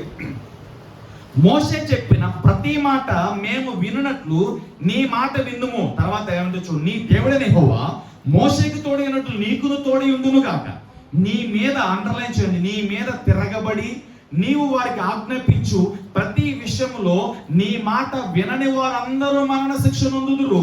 నీవు నిబ్బరం కలిగి ధైర్యం తెచ్చుకోవాలని యెహోషువకు ఉత్తరం ఇచ్చాడు. ఎవరైతే నీ మాట వినరో, ఎవరైతే నీ మీద తిరుగుబాటు చేస్తారో వారు మరణ శిక్ష నొందుతారు. యెహోషువకి దేవుని ప్రాఫెసీ అది. నీవు బ్రతుకు దినములన్నిటిలో ఏ మనుషుడు నీతో నిలవలేడు. హల్లెలూయా. మోషేకి వ్యతిరేకంగా లేచిన మిరియాము సొంత అక్కగా దేవుడు కుష్టి తీసుకొచ్చి పెట్టేశాడు. మోషే మీద సనిగిన వారు, గొనిగిన వారు, దైవ కార్యాల మీద, దేవుని ఆత్మ మీద సనిగిన వారు, గొనిగిన వారు ఏ మనుషుడు కూడా ఆకులు రాలినట్టుగా మధ్య మార్గంలో రాలిపోయారు. విశ్వాసం ఉన్నవారే, నమ్మకస్తులే, దేవునికి విధేయత కలిగిన వారే నూతన భూములు అడుగుపెట్టారు, వాగ్దాన భూములు అడుగుపెట్టారు. సనిగిన వారు, గొనిగిన వారు, ప్రశ్నించిన వారు, శోధించిన వారు, బాధ పెట్టిన వారు, ప్రశ్నలు వేసిన వారు ఏ ఒక్కడు వల్ల దేవుని మాటకు లోబడినారు. అందుకే యెహోషువ గ్రంథం మొదటి అధ్యాయంలో మనం చదివాం 17వ వచనంలో, ఎవడైతే నీ మాట వింటాడో, దానికి లోబడతాడో వాడు రక్షించబడతాడు. నీ మాట విననొల్లనే వాడు మరణ శిక్ష పొందుతాడు. పాపం వల్ల వచ్చి జీవితం మారము. అందుకే దేవుడు పాపం చేయొద్దు అంటాడు. అందుకే దేవుడికి భయపడాలి, మనం దేవునికి లోబడాలి. హల్లెలూయా. యెహోషువని దేవుడు ఎందుకు చేపట్టుకున్నాడు? మంచి పరిచారకుడు, వేగముగా జరిగించాల్సిన పనంతటను కూడా ఇష్టముగా ప్రీతికరంగా జరిగించే వ్యక్తి, జరిగించే పరిచారకుడు యెహోషువ. హల్లెలూయా. రెండవదిగా తగ్గింపు స్వభావం కలిగిన వాడు. ఎంత తగ్గింపు కలిగిన వాడు అంటే దైవజనుడి ఎంతకు వచ్చి చేతులు కట్టుకునేవాడు, దైవజనుడి దగ్గర వినయమును, వినమ్రతను చూపేవాడు, దైవజనుడికి వందనాలు చెప్పే విషయంలో, దైవజనుడికి మర్యాద ఇచ్చే విషయంలో, దేవుని సన్నిధిలో తన ప్రవర్తన విషయంలో, తన వస్త్ర తీరు విషయంలో, తన మాట్లాడే విషయంలో అన్నిటిలో తగ్గింపు. మనము దేవుని మందిరంలో తగ్గింపు ఉండదు. దైవజనుడు కనబడుతున్నప్పుడు వందనాలు చెప్పం. నీ తోటి విశ్వాసి కనబడినప్పుడు, నీ తోటి సహోదరి కనబడినప్పుడు 2 చేతులు ఎత్తి నిన్ను వందనాలు చెప్ప. నీ దైవజనుడి కనబడినప్పుడు 2 చేతులు ఎత్తి నిన్ను వందనాలు చెప్ప. నీకంటే పెద్దవారు, నీ వయసులో పెద్దవారు కనబడినప్పుడు వారికి మర్యాద ఇవ్వాలి. కానీ మనం అలా చెయ్యం, వందనాలు చెప్పం. వయసుతో పరిమితం లేకుండా జోకులేస్తూ ఉంటాం, పెద్దవారు చిన్నవారి మీద సాడీలు చెప్తూ ఉంటాం. ఇది మనకి తగదు. హల్లెలూయా. తగ్గించుకుందాం. నీ దైవజనుడికి, నీ క్రమానికి, నీ సంఘానికి, నీ భర్తకి, నీ కుటుంబానికి లోబడి ఉండాలి. దేవునికి భయపడాలి, విధేయత కలిగి బ్రతకాలి. దేవుని కన్నులకు సరిగ్గా కనపడాలి. నువ్వు దేవుని కన్నుల్ని చూస్తున్న మచ్చ డావులు కనపడకూడదు. నిష్కల్మషమైన మనస్సుతో, పవిత్రమైన పరిశుద్ధమైన మనసుతో దేవుని కన్నులు కనపడాలి. ఆయన త్రాసులు, ఆయన కొలతలో మనం సరిపోవాలి. అప్పుడే మన పరలోకానికి వెళ్తాం. సనిగిన వారు, గొనిగిన వారు, అటు ఇటుగా బ్రతికిన వారు ఎవరు కూడా వాగ్దాన భూమికి చేరల. ఆ రోజున వారు వాగ్దాన భూమి కానాను, ఈ రోజు మన వాగ్దాన భూమి పరలోకం. ఆ రోజున యెహోషువ చేతిని పట్టుకుని దేవుడు నడిపించినట్లుగా ఈ సార్వత్రిక సంఘం అంతటి కోసం దేవుడు తన రక్తమును చిందించి ఆయా సావుకులు ఏర్పాటు చేసుకుని ఆ సావుకులందరి చేతులు పట్టుకుని సంఘం అంతటిని కూడా దేవుడు నడిపిస్తూ ఉండగా ఈ రోజు నువ్వు వాడబడాలా, నువ్వు దీవించబడాలి. దేవుని చిత్తము, దేవుని ఉద్దేశం నీ బ్రతుకులో జరగాలి. నీకు అప్పగించబడిన పరిచర్యలో నువ్వు నమ్మకమైన సాక్షిపోవాలి. తగ్గింపు లేకపోతే అవుతుంది. తగ్గించుకోమని ఎగిన మిరియం ఏమైంది? కుష్ఠవ్యాధి తెచ్చుకుంది. మోషే మీద వ్యతిరేకంగా లేచిన మిరియం కుష్ఠవ్యాధి తెచ్చుకోవాలి. మోషేకి వ్యతిరేకంగా లేచిన కోరహు, దాతాను, అబీరాము 250 మంది ఏమైపోయారు? దేవునికి వ్యతిరేకంగా లేచిన నెబుకద్నెజరు ఏమైపోయాడు? దేవునికి వ్యతిరేకంగా లేచిన ఫరో ఏమైపోయాడు? దేవునికి వ్యతిరేకంగా లేచిన హామాను ఏమైపోయాడు? దేవునికి వ్యతిరేకంగా లేచిన హల్లెలూయా వారందరినీ, వారి జీవితాలన్నిటినీ జీవితంలో పరిశీలించింది. దేవునికి వ్యతిరేకంగా లేచిన వారు ఎవ్వరూ కూడా ఫలించారు. వాళ్ళ మీదకి హఠాత్తుమైన మరణాలు వచ్చినాయి. వాళ్ళు ఊహించిన ప్రమాదాల్లో చిక్కబడ్డరా, ఊహించలేని మరణాలు, ఊహించలేని పరిస్థితులకి వెళ్ళిపోతున్నారు. ఇదే మీకు అనుకూలమైన సమయం. దేవుని సన్నిధిలో తగ్గించుకోండి. పిట్టలు రాలినట్టుగా రాలిపోతున్నారు మనుషుల వాళ్ళు. ఎక్కడ చూసిన మరణాలు, వయసుతో పరిమితి లేకుండా హార్ట్ అటాకులు వచ్చి, రకరకాల ప్రాబ్లమ్స్ వచ్చి, ఇవాళ బ్రతుకున్నవాడు, ఇందాక బ్రతుకున్నవాడు కాసేపటికి చచ్చిపోతున్నాడు. ఈ రోజున మన జీవితాలు చాలా అల్పమైన జీవితాలు. ఏ రోజు ఏం జరుగుతుందో మనకు తెలియదు. ఇదే మిక్కిలి అనుకూలమైన సమయము. దేవునితో సమాధాన పడతాం రండి, దేవునితో సంధి చేసుకున్నారండి. ప్రభువా ఇదిగో నీ శరణ జొచ్చు ఉన్నానని దావీదు అంటున్నట్లుగా మనందరం దేవుని యొద్దకు లోబడి పరిగెత్తాలి. దేవుని యొద్దకు శరణ జొచ్చుకుని దేవునికి మీ ప్రాణాత్మ దేహాలు అప్పగించుకోండి. దేవునికి మీ జీవితాలు అప్పగించుకోండి. దేవునికి మీ కుటుంబాలు అప్పగించుకోండి. మీ సమస్తాన్ని దేవుని అధికారానికి అప్పగించుకోండి. ఆయన మీకు యజమానుడిగా కాపుగా ఉంటాడు. మీ బలంతో, మీ శక్తితో మీరేం చేయలేరు. ఇప్పుడు దాకా చేసి నష్టపోయి విసిగి వేదారిపోయింది చాలు. ఇకనైనా మేలుకొని దేవుని యొద్దకు పరిగెత్తుకుంటారండి. దేవుడు మీ జీవితంలో తన చిత్తాన్ని జరిగిస్తాడు, తన ఉద్దేశాన్ని జరిగిస్తాడు. హల్లెలూయా. ఎలాంటి పరిచారకులుగా ఉండాలి? తగ్గింపు కలిగిన పరిచారకులు. హల్లెలూయా. ఒకటి ఫస్ట్ ఏం చెప్పాను, ఏ లోపము లేకుండా వేగముగా దేవుని పని జరిగించడానికి వేగముగా మనం ఉండాలి. రెండవది తగ్గింపు. తగ్గించబడకపోతే దేవుడు మనల్ని చేతులు పట్టుకోలేడు. తగ్గించబడకపోతే దేవుడు మనల్ని వాడుకోలేడు. తగ్గించుకోకపోతే దేవుడు మనం హైలైట్ చేయలేడు. తగ్గించుకోకపోతే దేవుడు తన ఉద్దేశం మన బ్రతుకులో చేయలేడు. మనం తగ్గించుకోవాలి. హల్లెలూయా. చూడండి, సుంకరైన పాపి అయిన సుంకరు ఎక్కడ కూర్చున్నాడు? దేవాలయం కూర్చున్నాడు. దేవా పాపనైనా నన్ను కరుణించు. పరిసయ్యుడు చోరును కాను, దోచుకునేవాను కాను, అన్యాయస్తును కాను, వారములకు 2-3 మార్లు ఉపవాసం ఉంటున్నా, రాబడేంతలో దశభాగాలు చెల్లిస్తూ ఉన్నాను, కానుకలు ఇస్తూ ఉన్నాను, దాన ధర్మాలు చేస్తూ ఉన్నాను. ఈ శంకరు వల్ల లేనందుకో అంతా బాగా చేశాడు. ఈ శంకరు జోలు నీకెందుకు? మన ప్రార్థనలు కొన్ని బ్రో వాళ్ళలాగా నేను లేను, వీళ్ళలాగా లేను, వాళ్ళు అట్టా చేస్తారు, వీళ్ళందరికంటే నేను పర్లేదు అనుకుంటావు. లేదు, నీలో నచ్చిన దేవుడికి ఎదుర్కొంటాను. నీ ప్రార్థన ఎప్పుడు కూడా నీకు మాత్రమే పరిమితం కావాలి. నీ నువ్వు ఒప్పుకోవాలి. నీ జీవితంలో వాళ్ళని వీళ్ళని పోల్చకూడదు. వాళ్ళకంటే నేను పర్లేదు అనుకోకూడదు. వాళ్ళకంటే నేను బాగానే ఉన్నాను అనుకోకూడదు. వాళ్ళకంటే నేను గొప్పగా ఉన్నాను అనుకోకూడదు. వాళ్ళు ఆఫ్టర్ 5-10 నిమిషాలు ప్రార్థన, నేను చాలాసేపు ప్రార్థన చేస్తాను అనుకోకూడదు. పాపి అయిన సుంకరి క్షమాపణ పొంది, సమాధానం పొంది ధన్యుడిగా తిరిగి వెళ్ళాడు. హల్లెలూయా.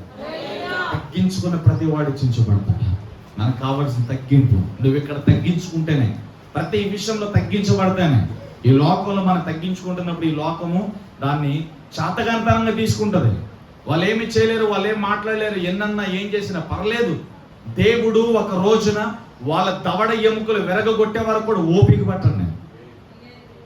మీ ఓపికని, మీ తగ్గింపుని వాళ్ళు ఆసరాగా తీసుకుని వాళ్ళు ఎన్నంటున్నారు అన్నవండి ఆ లెక్క ముగించే వరకు మీరు నమ్మకంగా ఉన్నారు. దేవుడు వాళ్ళకు ఒక టైం ఇచ్చేస్తాడు. అబ్బా ఇదిగో వినాలి. హల్లెలూయా. నీకు విరోధంగా లేచిన వారు, నీకు శత్రువులు ఉన్నవారు హల్లెలూయా హల్లెలూయా అని ఏడిపిస్తున్నారా? మెల్లో తాళ్ళు లేదు, గాజులు లేవు, బొట్టు లేవు అని ఏడిపిస్తున్నారా? అనరాని మాట్లాడుతున్నారా? భర్త ఉండగానే చచ్చిపోయాడా, నీకు భర్త లేడా అని పచ్చిగా మాట్లాడి నీ కళ్ళల్లో నీళ్ళు తిరిగేటట్టుగా మాట్లాడతారా? గుండె పగిలిపోతుంది వారు ఎవరు ఎన్ని మాట్లాంటారు అన్నవండి. దేవుడు ఒక లెక్క పెట్టాడు. ఏ మనుషుడు ఎన్ని మాట్లాంటాడు అన్ని మాటలు అనే వరకు దేవుడు మ్యూట్లో ఉంటాడు, మౌనంగా ఉంటాడు. అది నీకు ఫలం కలగడానికి, అది నీకు మేలు కలగడానికి, అది నీకు ఘనత కలగడానికి. వాళ్ళు ఎన్నంటారు అన్ని ఇచ్చిన తర్వాత దేవుడు ముగిస్తాడు, ఆ లెక్క ముగిస్తాడే. అన్నది చాలు కానీ ఇప్పుడు చూసుకుందారా అని చెప్పి దేవుడు ఎంటర్ అవుతాడు యుద్ధంలోకి. అప్పుడు ఆ శత్రువులు ఎవరు ఎన్నన్నారో వారి దవడలు దేవుడు ఎరగొడతాడు. అలా ఎరగొట్టే వరకు, దేవుడు కలగజేసుకునే వరకు నువ్వు మ్యూట్ అయిపోయి దేవుని కాలు పట్టుకుని ప్రార్థించు.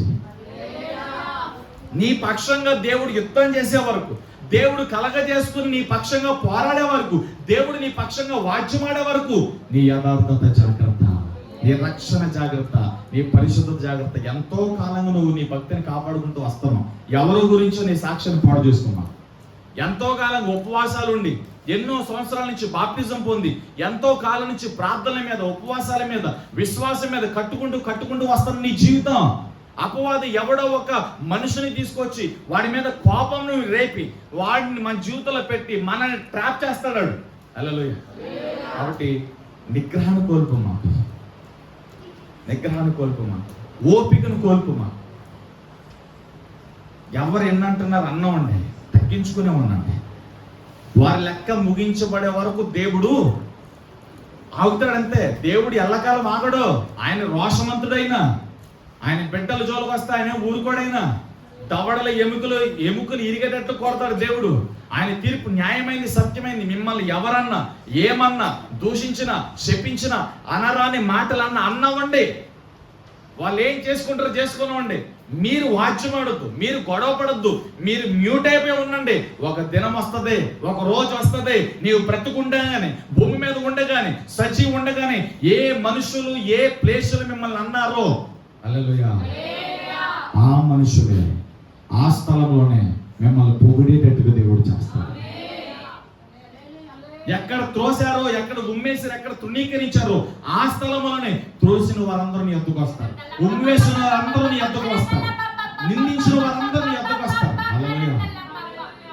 యెఫ్తా దగ్గరికి అదే జరిగింది. యెఫ్తా తోబో దేశంలో గుడారం వేసుకున్నప్పుడు నువ్వు ఒక వేశ్యకు పుట్టిన వాడివి, అసలు నువ్వు మాతో కలిసి జీవించడానికి వీల్లేదు, మా మర్యాద ఏంటి నీ మర్యాద, నువ్వు అంటరాని వాడివి, నువ్వు పనికిరాని వాడివి, మా పట్టణంలో మా ఇంటిలో ఉండకూడదని వెలివేశారు బంధువులందరూ. దేవుడు ఆ ఇంటికి, ఆ గ్రామం అంతటికి కూడా దిక్కు యెఫ్తా అయ్యేటట్టుగా చేశాడు. రాజు ప్రభువు యెఫ్తానే. అమాలేకీయులతో యుద్ధం చేస్తే శూరుడు అక్కడ ఎవరు లేరు. యెహోవా ఆత్మ కలిగి బహు బలము కలిగిన యెఫ్తా అమాలేకీయులతో యుద్ధం చేసి ఏ జనులు యుద్ధం నుంచి తృణీకరించబడ్డారో ఆ జనులకే రాజు అయ్యాడు. ఏ జనులు త్రోసివేశారో ఆ జనులకే యెఫ్తా పరిపాలకుడు అయ్యాడు. హల్లెలూయా. ముందు కొలబడ్డ వచ్చింది, అంటరాని వాడు అన్నారు, పనికిరాని వాడు అన్నారు. దేవుని సమయం వచ్చిన తర్వాత ఎవరు ఎన్నన్నారు వారందరు నెత్తి మీద పెట్టుకున్నారు. అంటారు నిన్ను అన్నారని, విలువ తెలియని వాళ్ళు నిన్ను అంటారు, దూషిస్తారు, ఇబ్బందిగా మాట్లాడతారు. నీ ఆభరణాలు లేవని, నువ్వు సరైన వస్త్రం కట్టుకోలేదని, నీకు అప్పులు ఉన్నాయని, నీకు ఈ బలహీనత ఉందని, నీకు జ్ఞానం లేదని, నీకు చదువు లేదని, నువ్వు మా ముందు తలతోగవని, నువ్వు మా ముందు పనిచేయవని, నువ్వు మా దృష్టిలో చిన్న పురుగు లాంటి దానివని, విలువ లేని దానివని ఎవరు ఎన్నన్నారు అన్నామండి. వాళ్ళ అంటేనే మనకు ఫలాలు వస్తాయి, వాళ్ళు అనకపోతే మనకు ఫలాలు రావు. అందుకే యేసు ప్రభువు చెప్పాడు, ఈ జనులు మిమ్మల్ని నిందించినప్పుడు, దూషించినప్పుడు, అబద్ధంగా చెడ్డ మాటలు పలికినప్పుడు, చట్టసభల మధ్యలోకి తీసుకొచ్చి మీ మీద అబద్ధపు సాక్ష్యాలు నేరాలు మోపినప్పుడు మీరు ఆనందించండి, సంతోషించండి, గెంతులు వేయండి, మీ ఫలము పరలోకంలో అధికమవుతుంది. జనులందరూ ఎదుటి మిమ్మల్ని నిలబెట్టి నేరాలు నిందలు మోపుతున్నప్పుడు వారికి ఏ ప్రత్యుత్తరం ఇవ్వాలా, వారితో ఎలా మాట్లాడాలా అని మీరు బాధపడద్దు, సందేహపడద్దు. ఆ సమయము, ఆ క్షణము నా తండ్రి ఆత్మ మీలో నుండి వారికి మాట్లాడేది మీరు కాదు. కాబట్టి ఓర్పు వచ్చేవాడు ఆలస్యం చేయక అతి త్వరలో అతి మేఘారుడుగా వచ్చి చూడండి. మనం ఎప్పుడు త్వరలో ఆయన కలుస్తాం, మన ఈ లోపలనే ఆయన కలవచ్చు. హల్లెలూయా. అక్కడ కాస్తో కూస్తో అటు ఇటు అవ్వచ్చు, రాకడ మాత్రం తథ్యం. ఖచ్చితంగా రాకడ ఉంది, ఖచ్చితంగా వస్తాడు. ఈ లోపలనే ఒకవేళ మనం ఈ లోకయాత్ర ముగిస్తే ఆయన దగ్గరికి వెళ్తాం. ఆ పరదేశంలో రెస్ట్లో ఉంటాం. కడగోర రోగానే ఆ మృతులైన వారు ముందుగా లెగిస్తారు. హల్లెలూయా. ఆయనతో పాటు మనం ఈ భూమి మీదకి వస్తాం. ఘోరం రోగినప్పుడు మనం లేపబడతాం. ఒకవేళ అప్పుడు చచ్చిపోతాం. ఏడవద్దు, బాధపడద్దు, భయపడదు. దేవుని బాహువు నీకేం తక్కువ కాదు. ఈరోజు అందరూ విడిచిపెట్టారని, ఎవరు లేరన్నా, అప్పుల్లో ఏం చేయాలో తెలియట్లా, అన్ని మార్గాలు మూయబడ్డాయి, ఏది అమ్మడానికి లేదు, ఏది చేయడానికి వీల్లేదు, సమాధానం చెప్పలేని పరిస్థితి, రోగం యొక్క శరీరం ఏమి సహకరించట్లా, డాక్టర్ ఏ హోప్ పెట్టుకోవద్దన్నారు, రోజులు మనిషివే అన్నారు, ఇక అనవసరం అన్నారు. హల్లెలూయా. ఈ పరిస్థితి అలాగైనా ఉండనవచ్చు. మీరు నమ్ముతారా? యేసు ప్రభు పాడైన దాన్ని బాగు చేస్తాడు. పాడైపోయిన దాన్ని బాగు చేస్తాడు. మరణమైన దాన్ని, క్షయమైన దాన్ని దేవుడు జీవంతో నింపుతాడు. 4 దినములైపోయిన కుళ్ళిపోయిన శరీరాన్ని దేవుడు బాగు చేయలేదు. హల్లెలూయా. శుక్రవారం చెప్పాను, యెహెజ్కేలు గ్రంథం 37వ అధ్యాయంలో యెహోషువని యెహెజ్కేలుని తీసుకెళ్లి ఒక లోయలో నిలబెట్టాడు దేవుడు. హల్లెలూయా. యెహెజ్కేలుతో దేవుడు మాట్లాడుతున్నాడు. ఎక్కడున్నావు యెహెజ్కేలు? ప్రభువా, నేను ఏదో అగాధంలో లోతులో ఉన్నాను, అంత చీకటి, ఏం కనబడుతున్నాయి చూడంటే, యెహెజ్కేలు తేరి చూసినప్పుడు విరిగిపోయిన పగిలిపోయిన ఎముకలు పుర్రులు కనబడుతున్నాయి. ప్రభువా, ఎముకలు పుర్రులు కనబడుతున్నాయి. వాటితో నువ్వు మాట్లాడతావా? వాటికి ఆజ్ఞిస్తావా? ఏమను ప్రభువా? అవి బ్రతుకున్నట్లుగా ఆజ్ఞ. వాటిలోనికి జీవాత్మ నేను పుట్టిస్తాను. నువ్వు నా మాట విని వాటికి ఆజ్ఞవు, నువ్వు మాట సెలవు, వాటన్నిటికీ నేను జీవాన్ని ఇస్తాను. నా జీవ ఆత్మ చేత వాటన్నిటిని సైన్యంగా మారుస్తాను. దేవుడు మాట్లాడాడు యెహెజ్కేలుతో. యెహెజ్కేలు నిలబడి మాట్లాడుతున్నాడు. దేవుడు ఏది చెప్పమంటున్నాడో అది ఆ పడిపోయి ముక్కలు విరిగిన స్కెల్టన్స్ తో మాట్లాడుతున్నాడు. ఎముకలతో, ఆ బైకులతో, ఆ మూలికలతో మాట్లాడుతున్నాడు. హల్లెలూయా. ఒక తలకాయ కుర్రుంటే దానికి అది 10 ముక్కలే ఉంది అక్కడ. అస్థి పంజరంలో కూడా లేవు. అస్థి పంజరం అంటే కనీసం దగ్గర అంటుకుని ఉంటే అస్థి పంజరం 1000 ముక్కలే ఉంది అక్కడ. ఏ మొక్క ఏదో కనీసం సూపర్ స్పెషాలిటీ డాక్టర్లు కూడా సైంటిస్టులు తీసుకొచ్చిన వాటిని కరెక్ట్ గా ఎగ్జాక్ట్ కండించలేరు. హల్లెలూయా. ఈ లోక జ్ఞానం ఎంత దేవుని ముందు, సైన్స్ ఎంత దేవుని ముందు. మనుషులు ఏ పాటు వారు దేవుని ఉంది, వీళ్ళందరూ ఆయన చేత కలిగిన వారు కదా. అందుకే దావీదు అంటాడు కదా, నీవు నన్ను కలగజేయి విధి విధానం చూస్తే చాలా భయము, ఆశ్చర్యము, భయము కలుగుతుంది అంటాడు. హల్లెలూయా. ప్రైజ్లాడి చెప్పండి. యెహెజ్కేలు సెలవివ్వగా మాట్లాడుతూ ఉండగా ఇరిగిన ప్రతి ఎముకలు అంటుకుపోతూ ఉంటాయి. లైవ్ లో జరుగుతూ ఉంటది. యెహెజ్కేలు చూసి కళ్ళు ఊడిపోతూ ఉంటాయి, భయం కలుగుతూ ఉంటది. దేవుని కార్యము, దేవుని ఆత్మ అక్కడ పనిచేస్తున్నప్పుడు దేవుని జీవాత్మ అక్కడ దిగివచ్చి విరిగిపోయిన ఎముకల్లోనికి దేవుని జీవం వెళ్ళి ఒక సైన్యంగా మారిపోయినప్పుడు, హల్లెలూయా, చరిత్రలో చెప్పండి. ఈరోజు యెహెజ్కేలు మీదకి ఆత్మ వచ్చిందో ఆత్మ మన మీదకి వస్తూ ఉంటుంది. యెహెజ్కేలు నిలబడిన స్థలం ఏంటి తెలుసా? లోయి. ఆ లోయి లోకానికి సూచన. ఈ లోకంలో దేవుడిని నేను ఎందుకు నిలబెట్టాడు తెలుసా? నీ చుట్టూ రక్షణ లేకుండా శాపాల చేత, రోగాల చేత, వ్యధల చేత, వ్యాధుల చేత, దుర్మార్గుడు కట్టిన దొంగ కట్ల చేత బాధించబడుతున్న వారు, మూలుగుతున్న వారు ఎంతో మంది ఉన్నారు. వారందరికీ ఒక ప్రవక్త వల్ల, ఒక అపోస్తలుడు వల్ల వాళ్ళందరి మీదకి దేవుని జీవాత్మను ఓదాలి. వాళ్ళందరి జీవితంలోనికి యేసుక్రీస్తు సువార్తను నువ్వు మోసుకెళ్ళాలి. చచ్చిపడిన వారందరినీ కూడా, అగ్నిలో కాలిపోతున్న వారందరినీ కూడా దేవుని తట్టుకు తెప్పాలి. ఆ లోయ లోకం. యెహెజ్కేలు మనమే.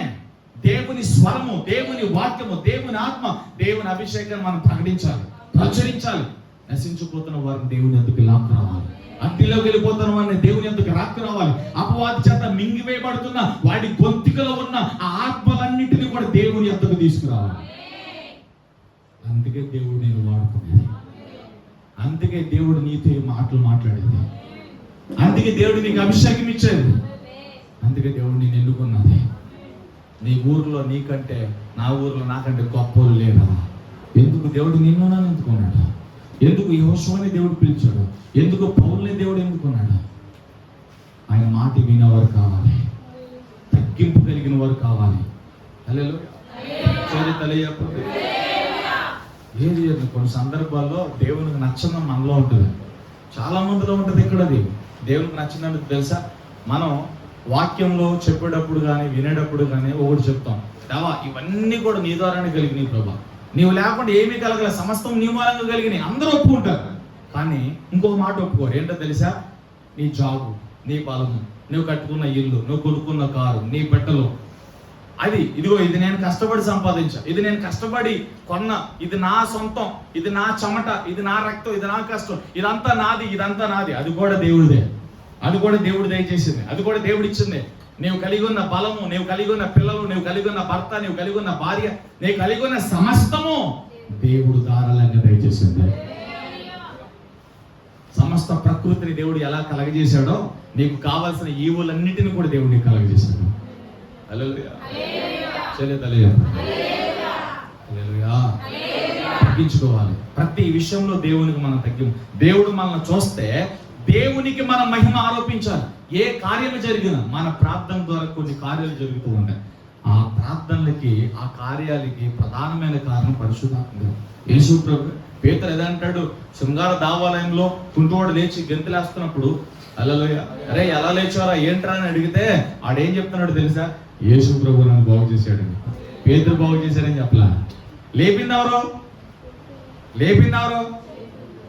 లేపింది దేవుడు. బాహ్యంగా కనపడింది ఎవరు? పేతురు. కన్నులకి కనపడిందేమో పేతురు, అదృశ్యంగా అద్భుతం చేసింది దేవుడు. ఇక్కడ పేతురు ముందే చెప్పాడు, అరే బాబు నాకు కలిగి ఉందేంటి? యేసు ప్రభువును కలిగి ఉన్నా, యేసు ప్రభు జీవాన్ని కలిగి ఉన్నా, యేసు ప్రభు నామాన్ని కలిగి ఉన్నా. ఇదిగో నేను బాగు చేసేది నేను కాదు, యేసు ప్రభు. ఎవరు అడిగినా ఎలా నడుస్తున్నావు, ఎలా గెంతులేస్తున్నావు, ఎలా పరిగెడుతున్నావు, ఎప్పుడు ఆ దేవాలయం కూడా అడుక్కుంటూ ఉండేవాడు కదా. ఏం జరిగిందంటే ఎవరన్నా నిన్ను అడిగితే నజరేయుడైన యేసు నన్ను బాగు చేశానని చెప్పు. తగ్గింపంటే అది దేవుని మహిమను మనం దొంగిలించుకోవాలి. ఏ పరిచర్య ద్వారా, ఏ సేవ ద్వారా, ఏ అద్భుతం ద్వారా, ఏ ప్రార్థన ద్వారా, ఏ మేలు జరిగిన, ఏ కార్యం జరిగిన, నీవెవరికైనా ప్రార్థన చేసినప్పుడు కార్యం జరిగిన, నీ ప్రార్థన ద్వారా ఎవరికైనా మేలు జరిగిన, నీ ప్రార్థన ద్వారా ఎవరి జీవితాలు అద్భుతం జరిగిన, దానికి కారణం యేసే అని చెప్పాలి. హల్లెలూయా. నా ద్వారా నువ్వు మేలు పొందిన, నీ ద్వారా నేను మేలు పొందిన, దానికి కారణం యేసే అని చెప్పాలి. అంటే మనలో కృతజ్ఞత అనేది ఉండాలి. మహిమ మాత్రం దేవునికి ఇవ్వాలి. అవసరతలో ఆదుకున్న వారిని, అవసరతలో ఉపయోగపడిన వారిని ఎప్పుడు మర్చిపోమాకండి. వారికి కృతజ్ఞతగా ఉండండి. కానీ ఆ మనుషుని ద్వారా దేవుడే కార్యం జరిగించారు కాబట్టి దేవునికి మరింత కృతజ్ఞత చూపాలి. హల్లెలూయా. యెహోషువ పరిచారకుడు. ఎలాంటి పరిచారకుడు? వేగముగా మోసే చెప్పిన పనిని చాలా వేగంగా తీసుకెళ్లే పరిచారకుడు. రెండోది అన్ని విషయాల్లో తగ్గింపు కలిగిన పరిచారకులు. ఈరోజు దేవునికి ఇది కావాలి, తగ్గింపు కావాలి. ఆతృత పడేవాళ్ళు, కోపపడేవాళ్ళు, మాటకు మాట అనేవాళ్ళు కాదండి. తగ్గింపు కావాలి. తగ్గించుకున్న వారిని, వినయం కలిగిన వారిని దేవుడు వెతుకుతున్నాడండి. వినయము, వినమ్రత దేవునికి కావాలి. అహంకారము దేవుడు ఎదిరిస్తాడు. వినయాలకే, దీనులకే దేవుడు కృపిస్తాడు. హల్లెలూయా. కృప. హల్లెలూయా. మాట చెప్పనా? కిషు కుమారుడైన సౌలు రాజయ్యాడు. ఇశ్రాయేలుకి మొట్టమొదటి రాజు ఆయనే. హల్లెలూయా. కొంతకాలం బాగా పనిచేశాడు. దైవజనుడికి భయపడిపోయాడు. సమూయేలుకి లోబడేవాడు. దేవుని మాట వస్తే హల్లెలూయా తూచా తప్పుగా పాడు చేసేవాడు. రాను ఎలా వచ్చిందంటే ఇక దేవునితో సావాసాన్ని కోల్పోయాడు. దైవజనుడిని ఎదురు తిరిగి కొట్టే పరిస్థితికి వచ్చేసాడు. ఎవరో? సౌలు. హల్లెలూయా. దేవుడు చాలా చాలా చాలా బాధపడి సౌల్లో నుంచి దేవుడు బయటకు వచ్చేసాడు. దేవుని ఆత్మ సౌల్లో నుంచి బయటకు రాగా వేరొక దురాత్మ సౌల్లోకి వెళ్ళిపోయాడు. దావీదు ఆరాధికుడు. దావీదు తెలియకుండా ఆరాధన చేస్తుంటే చుట్టుపక్కల ఉన్న దెయ్యాలన్నీ పారిపోయాయి. మీటింగ్లు పెట్టేసుకుని, అమ్మో దావీదు వస్తున్నాడు, ఇక్కడి నుంచి మనం పక్క ఊరికి వెళ్ళిపోదాం. హల్లెలూయా. పక్క ఊరికి వెళ్ళిపోదాం. హల్లెలూయా. దెయ్యాలని మీరు కొంతమంది అంటారు, దేవుని దగ్గరికి దెయ్యాలు వస్తాయా? మీ చర్చిలో ఎన్ని దెయ్యాలు ఎందుకు వస్తాయి? మీ చర్చిలో ఎందుకు పడతారంటాడు. హల్లెలూయా. దేవుని దగ్గరికి దెయ్యాలు వస్తాయి. శక్తి ఎక్కడ ఉండదు అక్కడికి దెయ్యాలు వస్తాయి. హల్లెలూయా. శక్తి లేని కాడికి దెయ్యాలు రావు. హల్లెలూయా. యేసు ప్రభు ఎక్కడికి వెళ్ళాడు? గెరాసేనుల ప్రాంతానికి వెళ్ళాడు. వెళ్ళినప్పుడు ఎవరు వచ్చారు? హల్లెలూయా. ఎలా తెలిసింది ఆడికి? ఆడెక్కడో సమాధుల్లో ఉన్నాడు కదా. ఎలా తెలిసింది యేసు ప్రభు వచ్చాడని? మొట్టమొదటి మీట్ గెరాసేనుల ప్రాంతంలో మొట్టమొదటి మీట్ ఎవరితో? దెయ్యాలతో యేసు ప్రభుకి. హల్లెలూయా. దేవుడు ఎక్కడున్నా అక్కడ దెయ్యాలు వస్తాయి. ఎందుకో తెలుసా? అవి వనకాలు. అవి శక్తి లేని కాడికి దెయ్యాలు రావు. అభిషేకం లేనప్పుడు దెయ్యాలు రావు. హల్లెలూయా. శక్తి లేనప్పుడు, ప్రార్థన అభిషేకం లేనప్పుడు, పరిశుద్ధాత్మ అభిషేకం లేనప్పుడు, దేవునికి లోబడే ఆ స్వభావము సంఘంలో దైవజనుడు లేకపోతే నార్మల్ గా వాక్యం చెప్పి పంపించేస్తారు. కార్యాలు ఏం జరగవు. అభిషేకం అంటే ఏంటో తెలియదు వాళ్ళకి, విడుదల అంటే ఏంటో తెలియదు, అద్భుతాలు అంటే ఏంటో తెలియదు, దెయ్యాలు వెళ్ళకూడదాం అంటే ఏంటో తెలియదు. హల్లెలూయా. ఇంకా బాగా చెప్పాలి, ధైర్యంగా నెత్తి మీద చేయబెట్టి ప్రార్థన కూడా చేయలేరు వాళ్ళు, అంత భయపడిపోతారు. హల్లెలూయా. అభిషేకం పొందినవాడు, పిలువబడినవాడు, దైవజనుడు, దేవునితో సాంగత్యం కలిగిన వాడు, దేవునితో సహవాసం చేసేవాడు ఏ దేనికి భయపడు, ఏ రోగానికి భయపడు, ఏ ప్రతికూలతకు భయపడు, ఏ ప్రమాదానికి భయపడ్డు. హల్లెలూయా. భయపడని పరిచారకుల వల్ల ఉండాలి మనం. హల్లెలూయా. భయపడని పరిచారకులు. రెండోది ఏంటిది? తగ్గింపు పరిచారకుడు. మూడోదిగా భయపడని పరిచారకుడు. ఏ స్థితి వచ్చినా, ఏ శత్రువు వచ్చినా, ఏ పోరాటం వచ్చినా దేవుని క్రమమును, దేవుని నియమము ముందుకు తీసుకెళ్ళాలా. వెనక్కి తిరిగితే ఆడు నా వాడు కాదన్నాడు దేవుడు. నాకంటే చాలా మీద చేపెట్టి వెనకకి తిరిగివాడు నా పాత్ర కదా. అందుకే సిలువను మోసే ప్రతి ఒక్కడు అక్కడే ఆగండి, మిమ్మల్ని మీరు ఉపేక్షించుకోండి, మీ సిలువను మీరు ఎత్తుకుని వెంబడించమన్నాడు దేవుడు. హల్లెలూయా. మూడో మాట ఏ రాసుకున్నారు? భయపడని పరిచారకులు. అప్పుకి భయపడద్దు, రోగానికి భయపడద్దు, సవాళ్ళకి భయపడద్దు, ప్రతికూలతకు భయపడద్దు, ఆకలికి భయపడద్దు. భయపడని పరిచారకులు, ఒక ధైర్యమైన పరిచారకులుగా మనం ఉండాలి. యెహోషువ ధైర్యవంతుడు, శత్రువుల ముందు వెళ్ళి నిలబడ్డాడండి. శత్రువులతో యుద్ధం చేసేటప్పుడు, సేనలతో యుద్ధం చేసేటప్పుడు ఎక్కడ భయపడలా. యోర్దాను ముందుకు వచ్చినప్పుడు భయపడలా, ఎర్ర సముద్రం కాడ భయపడలా. మొదటి నుంచి మోషేలో ఆయన గమనించినట్టు తెలుసా ధైర్యం. దేవుని మీద ఆధారపడిన వాడికి ధైర్యం కలిగిన సింహపు గుండెని దేవుడు ఇస్తారండి. చూడండి, కొంతమంది అప్పుల్లో, రకరకాల పరిస్థితుల్లో, అంటే ఒక్కొక్కటి వివరించాలని చాలా కుటుంబాల్లో ఒక్కొక్కరు ఒక్కొక్క పరిధిలో ఒక్కొక్క కలవరంతో ఉంటారు, ఒక బలహీనతతో ఉంటారు, ఒక అప్పుతో ఉంటారు, ఒక వ్యాధితో ఉంటారు. ఆ వ్యాధి ఒక్కోసారి భయం తీసుకొస్తుంది, అప్పు ఒక్కోసారి భయం తీసుకొస్తుంది, కలవరం తీసుకొస్తుంది.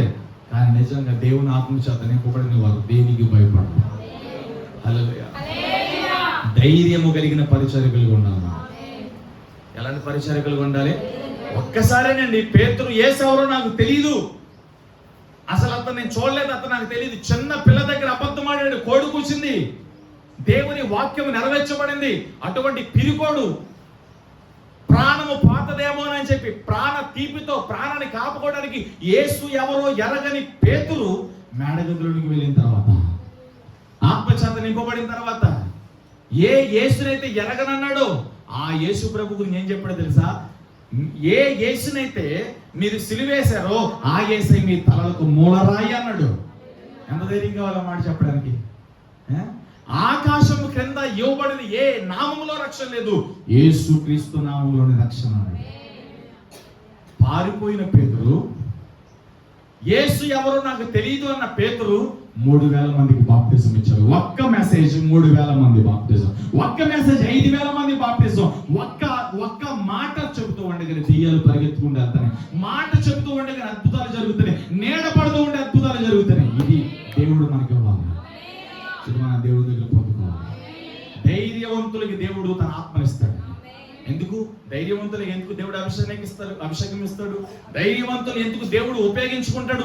ధైర్యవంతులు ఎందుకు దేవుడు వాడుకుంటాడంటే ధైర్యవంతుల ద్వారా దేవుని పని జరుగుతుంది, పిరికి వాళ్ళ ద్వారా దేవుని పని జరుగుతుంది. అందుకనే పిరికి వాళ్ళు పరలోకానికి అర్హులు కాదు. ఎవరు పరలోకానికి వెళ్ళరు? మాంత్రికులు, పిరుగువారు, అసహ్యులు, వ్యభిచారులు, ఇంకా చాలా ఉంటుంది, పెద్ద లిస్ట్ ఉంటుంది. పిరుగువారు కూడా ఉండకూడదు. దేయానికి భయపడతావు, రోగానికి భయపడతావు, అప్పుకి భయపడి, వ్యాధికి భయపడతావు, పాపానికి భయపడను. అంతే. మీ జీవితంలో పాపం లేకుండా చూసుకోండి, ఇంకా మీరు భయపడాల్సిన పని లేదు. దేవుని రాకడ వచ్చినప్పుడు, బోర బూదినప్పుడు, లేదా దేవుడు మిమ్మల్ని తీసుకున్నప్పుడు మీరు ఖచ్చితంగా దేవుని దగ్గరికి వెళ్తారు. పాపముతో చచ్చిపోతాయి, లోక ఆశలతో చచ్చిపోతాయి, లోక తలంపులతో చచ్చిపోతాయి, మోసాలతో చచ్చిపోతాయి, వేషధారంతో చచ్చిపోతాయి, అపవిత్రతతో చచ్చిపోతాయి, నరకానికి వెళ్ళిపోతాం. పాపం అన్నది ఏ మూలన మీ శరీరంలో, మీ ప్రాణాత్మ దేహంలో లేకుండా మిమ్మల్ని మీరు పరీక్షించుకుని దేవుని కన్నులకు యథార్థవంతులుగా, పరిశుద్ధులుగా మిమ్మల్ని మీరు కనబరుచుకోండి. దేవుళ్ళ నుండి ఎవడు మిమ్మల్ని దూరం చేయలేడు. అర్థమైందా? ఏ మూలన ఏ చిన్న పాపం దాగున్నా చాలండి, ఆ చిన్న పాపంతో మనం నరకానికి వెళ్ళిపోతాం. ఎప్పుడైతే మనల్ని మనం పరిశుద్ధులుగా దేవునికి కనబరుచుకుంటామో, ధైర్యవంతులుగా దేవుని ఎదుట నిలబడతామో, హల్లెలూయా. ఏదైనా పని మీకు చెప్పాను అనుకో, ఆ పని పర్ఫెక్ట్ గా చేస్తే చాలా ధైర్యంగా వచ్చానా, కంప్లీట్ అన్నా, మీరు చెప్పిన పని ముగించానన్నా, చాలా కాన్ఫిడెంట్ గా చాలా ధైర్యంగా నవ్వుతూ వచ్చి నా ముందు నిలబడతాం. ఒకవేళ నేను చెప్పిన పని నువ్వు సరిగ్గా చేయకుండా అన్ఫిట్ అయ్యావనుకో, ఫెయిల్ అయ్యావనుకో, తలగే దించుకుంటావు. అన్న నేను సరిగ్గా చేయలేదన్న, నేను క్షమించాను, సారీ అన్న, ఇంకోసారి ట్రై చేస్తానని అంట. అలా లేదా? అందుకనే మనం పరిశుద్ధంగా బ్రతికితే, యథార్థంగా నీతిగా బ్రతికితే దేవుని ఎదుట మనం తలెత్తబడుతుంది. పాపం అనేది మనలో ఉంటే దేవుని ఎదుట మనం తల తిరగబడుతుంది.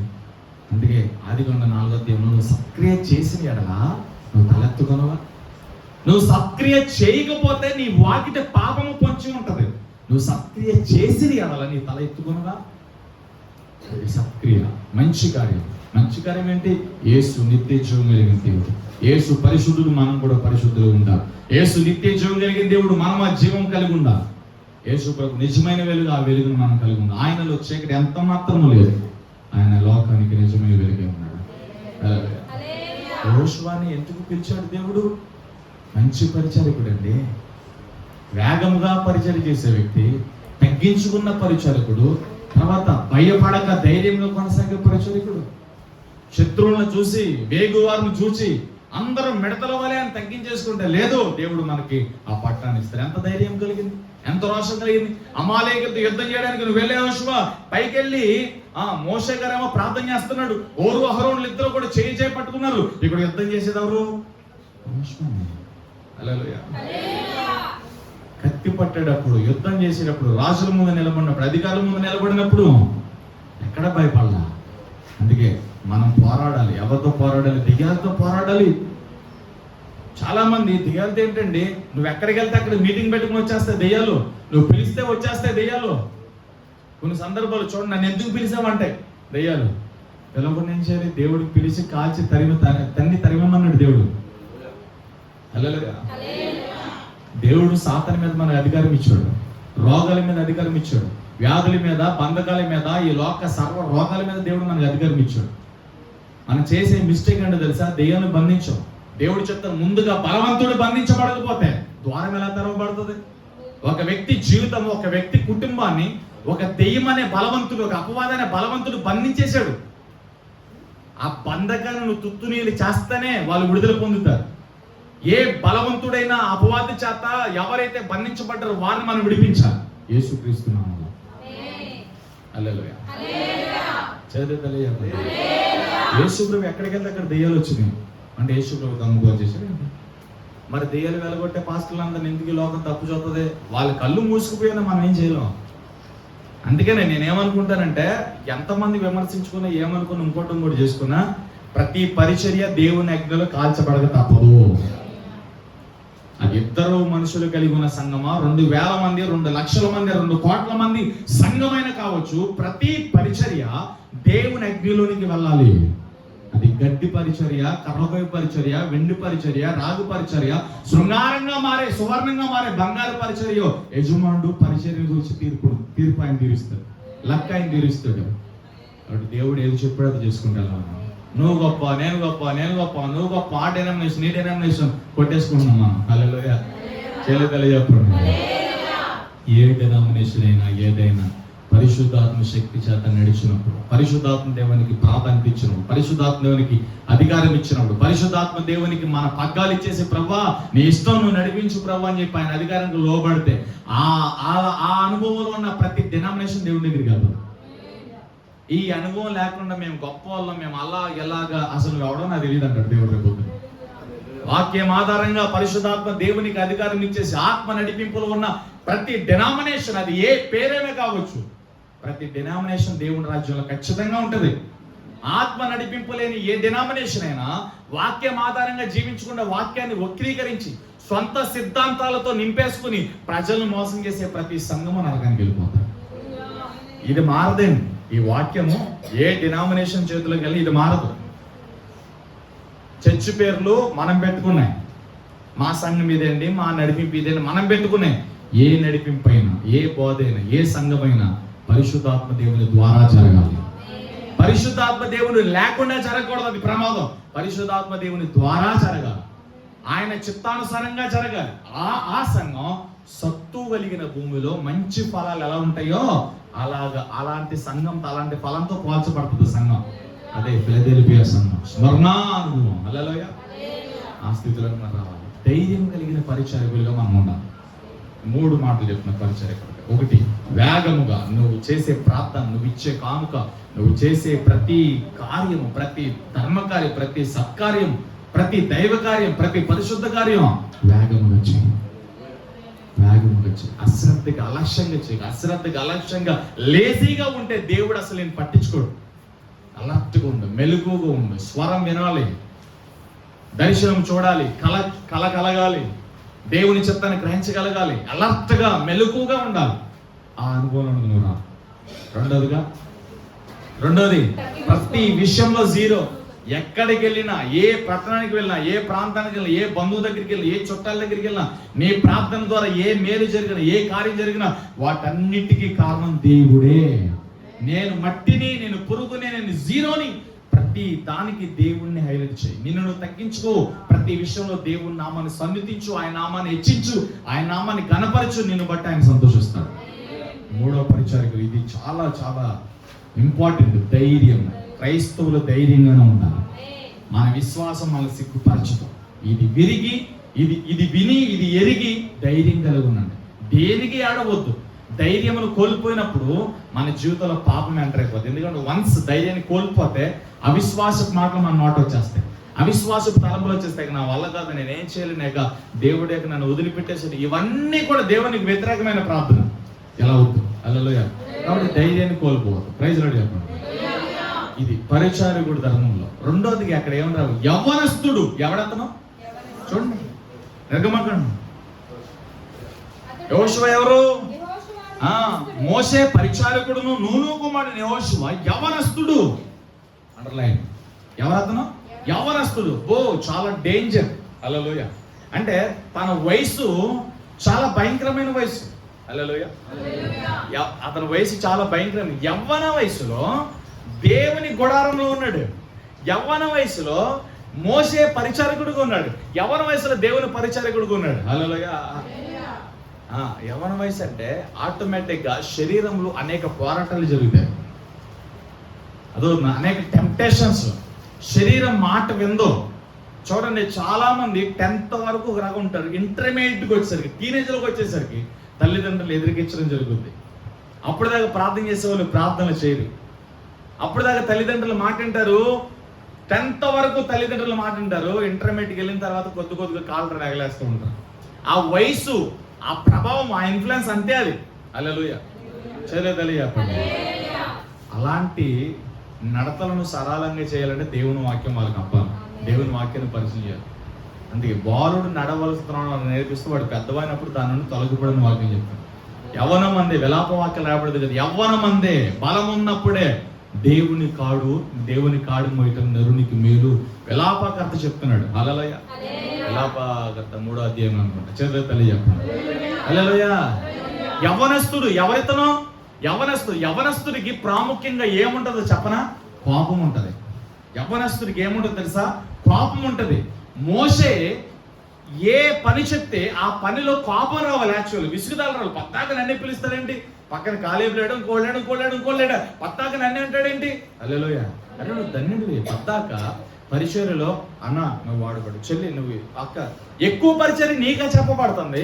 ఎక్కువ సందర్భాల్లో ఏదైనా పని ఉన్నప్పుడు మెసేజ్లు నీ పేరే పెడుతున్నాను, నిన్నే పిలుస్తున్నాను, నీకే ఫోన్ చేస్తున్నాను. కృప నీకు ఆ దేవుడు ఆ కృప ఇస్తూ ఉన్నాడు. బ్రతుకుండగాని ఎంత పరిచర్య ధర్మం చేయాలో అంత పరిచర్య నువ్వు చేసేసుకో. పద్దాగానే నన్ను పిలుతాడేంటి? నా పేరు రాయకపోతే బాగుండు, నన్ను పిలవకపోతే బాగుండు, డ్యూటీ నాకు వేయకపోతే బాగుండు. హల్లెలూయా. ఫలము నాకు వద్దు అనుకున్న వాళ్ళు పరిచర్య చేయలేరు. ఇస్త్రీ బట్ట నలగకూడదు, ఎలా వచ్చామో అలా వెళ్ళిపోవాలనుకునే వాళ్ళు దేవుని పని చేయరు. రాసి పెట్టుకొని మరలా చెప్తున్నా. కష్టపడే తీరు లేకుండా, దేవుని సన్నిధిలో శరీరాన్ని అరగదీయకుండా, శక్తిని సామర్థ్యాన్ని వాడకపోతే దేవుని చేతులు ఎప్పుడు వాడబడలేరు. హల్లెలూయా. దేవుని పరిచర్యలో వాడబడాలి, చెమట పడాలి. హల్లెలూయా. ఐఏఎస్ ఐపీఎస్ అధికారులు అందరూ పెద్ద పెద్ద చర్చిలో చెప్పుల కాడ, వంటల కాడ, తినే ఇస్తర్ల కాడ, ఇంగిలి ఇస్తర్ల కాడ ఉంటారు ఐఏఎస్ ఐపీఎస్. చాలా హుందా స్టేజ్లో ఉన్నవారు, చాలా ప్రొఫెషనల్స్గా ఉన్నవారు అందరూ కూడా ఆదివారం పూట దేవుని దగ్గర జీరో అయిపోయి వాళ్ళ అధికారాన్ని, వాళ్ళ వెపన్స్ అన్నిటిని కూడా, వాళ్ళ అధికారం, కొంతమంది వెపన్స్ గన్ను, కొంతమంది వెపన్స్ పెన్ను, చాలా రకరకాల అధికారాలు మంచి స్టాటస్లో ఉన్నవారు ఆదివారం పూట దేవుని దగ్గరకు వచ్చి చెప్పులు సదురుతూ ఉంటారు. వాడికి చెప్పులు సదిరి అలవాటు ఉంది కాబట్టి దేవుడు పెన్ను ఇచ్చాడు. IAS IPS. హల్లెలూయా. ఎవడైతే దేవుని సన్నిధిలో తను తగ్గించుకుంటాడో వాడిని ఉన్నతమైన స్టేజ్లో దేవుడు ఉంచుతాడు, ఉన్నతమైన స్థితిలో ఉంచుతాడు. ఏమీ లేని మనమే ఎగురుతాం. నేను నాకే చెప్పులు సదరాలంటే వెళ్ళి వంట డ్యూటీ ఆడదు కదా, అమ్మ వెళ్ళి నువ్వు పాత్రలు కాదు నన్ను అంటాడేంటి, నా డ్యూటీ నాకు లేదా, అడిషనల్గా నాకు చెప్తాడేంటి. ఇలా అందుకున్నంత వరకు నీ బ్రతుకులో దేవుడు నేను వాడుకోలేదా అన్న ఏదైనా పని చెప్తే బాగుండు.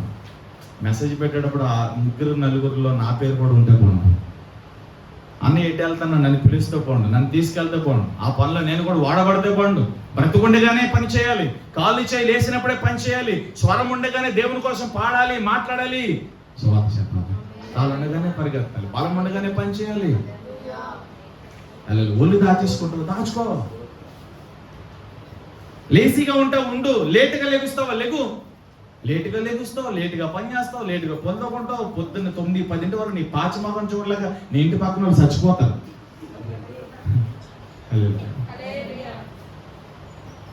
భరించలేరు. దేవుడు కాబట్టి భరించుతున్నాడు కానీ మనల్ని మన గంపు మనకే డోవచ్చాదు, మన గంపు మనకే దారుణం. దేవుడు ఎంత ప్రేమ కలిగినాడు ప్రభు, మనందరినీ మోస్తూనే ఉంటే మా విషయం కాదు, అసలు మౌలాలమా మేము మౌలాలం కాదు బాబు, మమ్మల్ని మోస్తున్న దేవుడు. హల్లెలూయా. ఎప్పుడు చెప్పావా ప్రభా నేను మౌలోని కాదు, అసలు నువ్వు నన్ను మోస్తూనే ఉంటే గ్రేట్ ప్రభా అని అన్నావు ఎప్పుడైతే. హల్లెలూయా. లేజీగా ఉండగలను తెలియ యవ్వనం కోపం తీసుకొచ్చేది, అహంకారాన్ని తీసుకొచ్చేది, బలం, ఇదిగో నా బలం ఎంత నీ బలం ఎంత అని యవ్వనంలోనే అంటారు. యవ్వనంలోనే తల్లిదండ్రుల మీద ఎదురు తిరుగుతూ ఉంటారు చాలా మంది.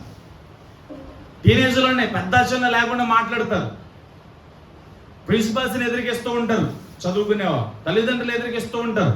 హల్లెలూయా. చిన్నప్పటి నుంచి అన్ని నువ్వే చేసి, ఇప్పుడు కూడా నేను పెద్దనైనా నాకు తెలియదు అన్ని నువ్వే చెప్పాలా, అప్పుడు దాకా ఈ డ్రెస్ వేసుకోండి వేసుకునేది, ఇప్పుడు వేసుకో.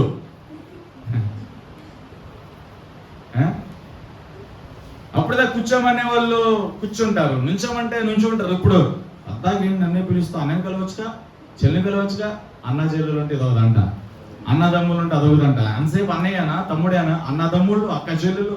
ఎప్పుడు వచ్చింది సమస్య? యవ్వనంలోకి వచ్చిన తర్వాత. హల్లెలూయా. చెల్లితలే ఎంతలో మేము ఉన్నప్పుడు ఎన్ఎస్ చెప్పి విష్ణుమూర్తి సార్ గారు అని చెప్పి ఎన్ఎస్ చెప్పేవాళ్ళు అనమాట. ఆయన కౌన్సిలింగ్ ఇచ్చేవాళ్ళు మాకు. రే ఇంటర్మీడియట్కి వెళ్తారు, ఇక్కడ 10th అయిపోయిన తర్వాత మీ జాగ్రత్తగా ఉండాలి, అలవాట్లు అలవర్చుకోకూడదు, కాలేజీకి అని చెప్పి సినిమాలకి వెళ్ళకూడదని చెప్పేవారు. హల్లెలూయా. ఎవరు వింటారండి? దేవుని నమ్ముకోలేదు అప్పుడు నేను కూడా కాలేజీలకు కూడా సినిమాలకు వెళ్ళిపోయిన సందర్భాలు ఉన్నాయి. మగధీర లాస్ట్ మూవీ, మగధీర ఆఖరి మూవీ. అప్పటికే చర్చికి వెళ్తున్నా, అప్పుడు బాప్టిజం పొందలా. ప్రభా అభిమానం చావక ఒక్కసారికి ఒక్క మూవీకి వెళ్ళొచ్చేది, ఇంకెప్పుడు నా జీవితంలో సినిమాకి వెళ్ళని చెప్పి మళ్ళీ ప్రార్థన చేసుకుని వెళ్ళాను. హల్లెలూయా. మాగండి థియేటర్లో ఆడినప్పుడు, కైగిలేరు మాగండి థియేటర్లో కొద్ది దూరంలోనే చర్చి. మళ్ళీ మా చర్చి మెంబర్స్ ఎవరైనా చూస్తే పాస్టర్ గారికి చెప్పేస్తారండి. అప్పుడే కొత్తగా వెళ్తున్నా, అసలు నమ్మేవాడు మళ్ళీ పాస్టర్ గారు నన్ను నమ్మడానికి కచ్చిపు కట్టేసుకుని మళ్ళీ వెళ్ళిపోయాయి. అప్పుడు మాస్కులు లేవు, మాస్కులు కరోనా వచ్చిన తర్వాత పరిచయం. కరోనాకు ముందు మాస్కులు లేవు, కచ్చిపులే, మొహం కనబడకూడదంటే, ఎందుకంటే దొంగడు మొహం కనబడితే ప్రమాదం. ఇప్పుడు నేను సినిమాకి వెళ్ళి దొంగని, నేను దొంగని, సంఘాన్ని మోసం చేసిన దొంగనే, అప్పుడు పాస్టర్ గారిని మోసం చేసిన దొంగనే. దేవుణ్ణి మోసం చేయలేను, కచ్చిపులో దేవుణ్ణి ఎలా మోసం చేస్తా. హల్లెలూయా. చెల్లితలే. యవ్వన దశ చాలా భయంకరమైన స్థితి అది. శరీరంలో రకరకాల భావోద్రేవాలు, పాపము చేసే స్వభావం శరీరంలో ఉంటుంది. శరీరంలో ఉన్నదంతా కూడా ఏంటి? పాప స్వభావమే. అందుకే శరీరం ఎప్పుడు ఆత్మతో వ్యతిరేకంగా పోరాడుతుంది. శరీరం ఆత్మ కలవదు. పరిశుద్ధత ఏమో ఆత్మ కోరుతుంది, శరీరం ఏమో అపవిత్రత కోరుతుంది. శరీరమే బాగా తిను, పడుకో, రెస్ట్ తీసుకో, బాగా సుఖించని సుఖాన్ని కోరేది శరీరం. ఆత్మ ఏమో అలా కాదు, ప్రార్థన చేయి, దేవునితో మాట్లాడు. హల్లెలూయా. ఈ ఆత్మకి శరీరం సపోర్ట్ చేయాలి. శరీరం సపోర్ట్ చేయకపోతే ఆత్మ ఏం చేయలేదు. గుర్తుపెట్టుకో, శరీరానికి ఆత్మ సపోర్ట్ చేయదు. హల్లెలూయా. ఆత్మకే శరీరం సపోర్ట్ చేయాలి. ఇప్పుడు ఈ శరీరం ఆత్మకి సపోర్ట్ చేయకపోతే ఆత్మ ఏమీ చేయలేదు. అందుకే చాలా మంది ఆత్మలు సన్నగిల్లిపోయి ప్రార్థన జీవితం లేక, పరిశుద్ధ జీవితం లేక, శరీరం చెప్పిన మాట ప్రతి మనుషుడు విని ఏది తినమంటే అది తిని, ఎంతసేపు పడుకోమంటే అంతసేపు పడుకుని, ఎంత లేటుగా లేకమంటే అంత లేటుగా లేచి, శరీరము ఏది చెప్తుందో ఒక మనుషుడు అదే ఫాలో అవుతున్నాడు ఇప్పటికి కూడా. హల్లెలూయా. Praise Lord. ఆత్మ కొంతకాలం ఫైట్ చేస్తుంది, కొంతకాలం పోరాడుతుంది నీతో. అది చాలా తప్పు, నువ్వు ప్రార్థన చేయట్లేదు, నువ్వు ప్రార్థన చేయకుండా పడుకోను, ఎర్లీగా లేచి దేవుని దగ్గర ప్రార్థన చేయట్లేదు, చాలా లేటుగా లెగిస్తున్నావు, దేవుడు బాధపడుతున్నాడు. నీ మనస్సాక్షి ఆత్మ ఆలోచన ద్వారా నీతోనే మాట్లాడుతుంది.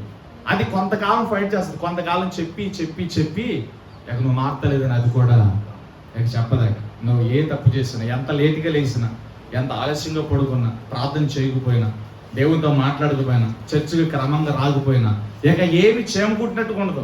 నేను ఎంత ప్రసంగం చేసి ఎన్ని తిట్టు నీకు చేమకుట్టినట్టు ఉండదు. దాన్ని భ్రష్టత్వం అంటారు. ఇక ఆత్మకు కూడా అవకాశం లేకుండా, దేవుని స్వరానికి కూడా అవకాశం లేకుండా, దేవుని మాట కూడా వినకుండా, ఇక కంప్లీట్ గా నువ్వేది చేసినా కనీసం చలనం లేదంటే అది భ్రష్టత్వం. చాలా ప్రమాద పంచుల్లోనికి వెళ్ళిపోయావు, చాలా ప్రమాదాలు ఉన్నావు. అలాంటి మనస్సాక్షి ఏదైనా ఉంటే త్వరగా మారు మనసు పొంది, బాప్టిజం పొంది, త్వరగా అభిషేకం పొంది, త్వరగా దేవునితో సమాధాన పడి క్షమించమని దేవుని యొక్క కూర్చుని.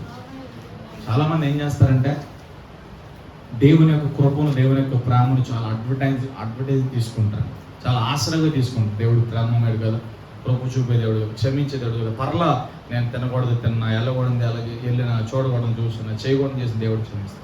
అసలు నేను మిమ్మల్ని ఒక ప్రశ్న అడుగుతాను, చెప్పండి, దేవుడు కృప ఇచ్చాడా? చెప్పండి నోటితో. కృపాకాలం దేవుడు కృప ఇచ్చాడు. ఎందుకు కృప ఇచ్చాడు? ఆప్షన్ ఏ, ఎంతవరకు చేసిన పాపములన్నీ కూడా కృప ద్వారా దేవుని దగ్గర క్షమాపణ పొందడానికి కృపించాడా, లేదా ఇంకా పాపాలు చేయడానికి కృపించాడా? మీకు అర్థమైందా? Option A. ఎంతవరకు తెలుసో తెలియకో చాలా రకాల పొరపాట్లు, తప్పిదాలు, పాపాలు చేసేసాం.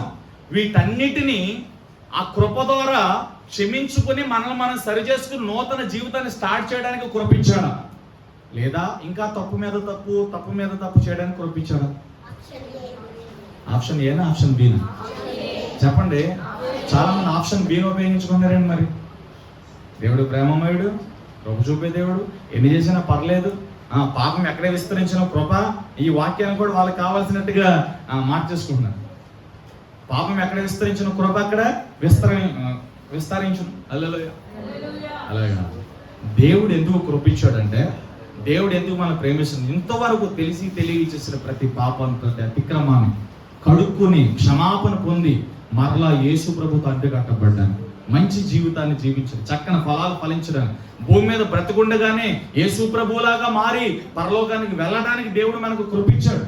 ఇంకా తప్పు మీద తప్పు, పాపం మీద పాపం చేసుకోవడానికి కృప. అలా కనుక మనం వెళ్ళిపోతే కృపతో ఆడుకుంటున్నాం, దేవునితో ఆడుకుంటున్నాం. అదేనా? దేవునికి శత్రువైపోతాం. లోక స్నేహం దేవునికి వైరం అని ఎరగరా? లోకంలో ఉన్నదంతా శరీరాశ, నేత్రాశ, జబ్బడమే కదా. కాబట్టి యవ్వన దశ, హల్లెలూయా. ఈయన యవ్వన దశలో ఉండి కోపం వచ్చే పరిస్థితిలో, కోపం వచ్చే వ్యక్తిత్వంలో ఉండాలి. యాక్చువల్గా కోపాన్ని కంప్లీట్గా సిరివేశాడు. కోపం లేదు, నాకు అంతా తెలుసు, అంత నువ్వు చెప్పాలా అని ఎదిరించే స్థితిలో లేడిగిన యవ్వనములో ఉండి తన యవ్వన దశ అంతటిని, యవ్వన బలమంతటిని కూడా దేవుని కోసం ఉపయోగించాడని. దేవుడు నీ చేతులు పట్టుకోవాలంటే ఈ మనస్సాక్షి కావాలి మనకి, ఈ స్థితి కావాలి మనకి. మన సొంత ఆలోచన, సొంత శక్తి, సొంత జ్ఞానంతో వెళ్ళినంత వరకు దేవుడు మన జీవితానికి రాలేడు, ఏమీ చేయలేడు. గుర్తుపెట్టుకో. ఎప్పుడైతే ప్రభు నా వల్ల కాదు, నేను నీకు లోపడతా, నేను నీ మాట అంటే నాకు సహాయం చేయ ప్రభు అని ఎప్పుడైతే నీ తప్పు నువ్వు తెలుసుకుని దేవుని పిలుస్తావో అప్పుడు దేవుడు నీ చేతులకు వస్తాడు. హల్లెలూయా. యవ్వన దశలో ఉండి, యవ్వన స్థితిలో ఉండి మంచి పరిచారకుడు ఉన్నాడండి, నమ్మకమైన స్థితిలో ఉన్నాడు. అందుకని యెహోషువ దేవుడు పిలిచాడు. యవ్వనస్తులే ఉండి చాలా నమ్మకంగా దేవుని కన్నులు కనపడ్డాడండి. యవనస్తుడై ఉండి నాతో పాపం చేయన్నప్పుడు ఆకాశంలో నుండి దేవుడు నన్ను చూస్తున్నాడు. ఇంట్లో ఎవ్వరు లేకుండా ఉండొచ్చు, కానీ దేవుని కన్నులు నిన్ను నన్ను చూస్తానే. దేవుని కన్నులు ఎదుట ఇంత ఘోరమైన పాపం నేను చేయనని తన యవ్వనేచ్ఛ నుండి దూరంగా పారిపోయిన యోసేపు. హల్లెలూయా. పాపము చేసే వయసులో తన పరిశుద్ధంగా కాపాడుకున్నాడు. ఎవరో యోసేపు. పాపము చేయాల్సిన అవసరత ఉంది, కానీ చేయలే. వయసే అదే, పాపం చేసే వయసు అది, కానీ చేయలే. ఈరోజు చాలా మంది పాపం చేయడానికి వీళ్ళందరికీ వీళ్ళు తోకుంటూ ఎత్తుకుంటూ వెళ్తున్నారు. అక్కడ పాపమే ఎత్తుకుంటూ యోసేపు దగ్గరకు వచ్చింది. పాపమే ఎత్తుక్కుంటూ వచ్చింది. ఈ రోజున చాలా మంది పాపాన్ని ఎత్తుక్కుంటూ వెళ్తున్నారు, కానీ యోసేపు దగ్గరికి పాపమే ఎత్తుక్కుంటూ వచ్చింది. వచ్చిన దాన్ని చాలా సునాయాసంగా తప్పించుకున్నాడు. జైలుకి వెళ్ళిపోయాడు. యెహోషువ కూడా అంతే. పాపం వావి వరసలు లేని పాపాలు జరుగుతున్నాయి అక్కడ. యెహోషువ తలుచుకుంటే పాపం చేయొచ్చు, దేవుని సన్నిధిని విడిచిపెట్టొచ్చు. నేను ముగించేస్తున్నాను. ఆ లాస్ట్ లో మాట, యవ్వనస్తుడై ఉండి గుడారమును విడిచి బయటికి వెళ్ళలేదని రాబడింది అక్కడ. చూడండి అన్నమాట, గుడారముల నుండి వెలుపలికి రాలేదు. దేవుని సన్నిధిని విడిచిపెట్టలే, దేవుని మందిరాన్ని విడిచిపెట్టలేదండి. వా, చాలా మందికి ఏదైనా కిడి జరిగితే, జరగకూడదు ఏదైనా జరిగితే, జ్వరం వస్తే, పిల్లలకి ఏదైనా ఇబ్బంది అయితే, ఏదైనా చిన్న యాక్సిడెంట్ అయితే, ఏదైనా చిన్న దెబ్బ తగిలితే, ఏదైనా కొద్దిగా అప్పు అయితే, ఏదైనా కట్టుకుని ఇల్లు ఆగిపోతే, ఏదైనా పెళ్ళి ఆగిపోతే, ఏదైనా కుటుంబం విడిపోతే, దేవుడు నమ్ముకున్నాక దేవుడు నాకేం చేయాలి, నా ఇల్లు అవ్వాల, పిల్ల అవ్వాల, పిల్లల పుట్ల, ఉద్యోగరాలు, చాలా రీజన్స్ చెప్పి, చాలా కారణాలు చెప్పి దేవుని విడిచిపెట్టేస్తారు. యెహోషువ అలా లేడు, మోషే అలా లేడు, యోసేపు అలా లేడు. ఏంటి, పాపం తప్పించుకున్నందుకు, పరిశుద్ధం బ్రతికినందుకు జైల్లోగా దేవుడు అసలు ఉన్నాడా అని అనలా యోసేపు. పిల్లలు చచ్చిపోయారు, భార్య దూషించేసింది, ప్రాణ స్నేహితులు విడిచిపెట్టేశారు, బంధువులు నా దగ్గర సహాయం పొందిన ఏ బంధువు నా దగ్గర రాలేదు. ఊర్లో వాళ్ళు చాలా మంది సహాయాలు పొందారు, ఊర్లో మనుషులు రాలేదు, బంధువులు రాలేదు, స్నేహితులు రాలేదు, భార్య వదిలిపెట్టేసింది. ఎందుకు ప్రభు అని చెప్పి దేవుని సన్నిధిలో ఏడవలా. యోగు, యెహోవా ఇచ్చిన యెహోవా తీసుకుంటా, దేవుని సన్నిధిని విడిచిపెట్టలా. హల్లెలూయా. ఏ పరిస్థితి వచ్చినా నువ్వు మారకుండా దేవుని కోసం నిలబడగలిగితే దేవుని చేతులు పట్టుకుంటాడు. నేను ముగించేస్తాను. ఈ రోజున దేవుడు బలము నీకు కావాలా, దేవుని బాహువు నిన్ను పట్టుకోవాలి, దేవుని బాహువు నేను నడిపించాలంటే ఎలా బ్రతుకు? మంచి పరిచారకుడిగా బ్రతకాలి, వేగంగా పనిచేసే పరిచారకుడు, తాను తగ్గించుకున్న పరిచారకుడు, ధైర్యం కలిగిన పరిచారకుడు. నీ బలం ఉన్నప్పుడు, నీ శక్తి ఉన్నప్పుడు, నీ సామర్థ్యం ఉన్నప్పుడు అంతటిని కూడా దేవుని మందిరంలో, దేవుని పని కోసం, నీ కుటుంబ క్షేమం కోసం, నీ భర్త మారు మనసు కోసం, నీ భర్త రక్షణ కోసం, నీ రక్త సంబంధికుల రక్షణ కోసం, దేశ రక్షణ కోసం విడిచిపెట్టాలి. చాలా మంది ఏదైనా కీడు వస్తానండి, ఏదైనా ప్రమాదం జరిగితే చర్చిని వదిలిపెట్టేస్తున్నారు. చాలా తప్పది. దైవజనుడు ఏదన్నా మాట అంటే వచ్చేటప్పుడేమో ఇక్కడ ఉన్న వాళ్ళందరూ కూడా వచ్చిన తర్వాత కానీ రాకముందు కానీ, ప్రభా నాతో మాట్లాడు, దైవజనుల నుంచి నాతో మాట్లాడు, సేవకుల నుంచి నాతో మాట్లాడు. మాట్లాడడం అనేది నువ్వే, మాట్లాడితే ముఖం మార్చుకునేది నువ్వు. ఇదేం పద్ధతి? హల్లెలూయా. చెల్లితల్లి, దేవుడు నీతో మాట్లాడినప్పుడు ఆ మాట నువ్వు తీసుకోవాలి. హల్లెలూయా. ఆ మాట నువ్వు తీసుకోవాలి. ఆ మాట తీసుకోకపోతే చాలా ప్రమాదం జరుగుతుంది, చాలా ప్రమాదం జరుగుతుంది. దేవుని మాట వినవా, దేవుని మాట లోబడవా, హఠాత్తుగా మరణం వచ్చింది. ఎంత నిక్కర్సైన యూదుడు తెలుసా మార్తకే? హామాన్ లేచాడు, యోధా జాత అంతా నాశనం చేయాలనుకున్నాడు. ఈ విషయం అంతా రాణికి తెలియదు, ఎస్తేరికి తెలియదు, అరసకి తెలియదు. లేఖ రాశాడు మార్తకే. రాణి అయిన తర్వాత నేను చాలా మార్పు వచ్చింది, లగ్జరీగా అలవాటు పడిపోయావు. ఏందమ్మా, హల్లెలూయా. హామాన్ లేచాడు, ఉరిపోయి రెడీగా ఉంది. యోధా జాత అంతటిని కూడా చంపబోతున్నాడు, పెద్ద కీడు పొంచి ఉంది. ఇదిగో మేమందరూ ఉపవాస దీక్షలు కదా, ఉపవాసాన్ని ప్రతిష్ఠించుకున్నాం. నువ్వు కూడా ఉపవాసం ఉన్నావు. హల్లెలూయా. విషయం తెలుసుకున్న రాణి వెంటనే రాజ వస్త్రాలు పక్కన పడేసి తన గదిలో కూర్చుని, దుమ్ముతులో కూర్చొని 3 దినాలు కూర్చుని ప్రార్థన చేసింది. రాజు పరిగెత్తుకుంటూ వచ్చాడు. నీకేం కావాలి? ఆ రాజ్యంలో సగం ఆస్తవనా, అధికారమునా, ఏం కావాలి నీకు చెప్పు. హల్లెలూయా. 3 రోజులు ఉపవాస ప్రార్థన స్థితిగతిని మార్చేసింది. రాజు పరిగెత్తుకుంటూ వచ్చాడు.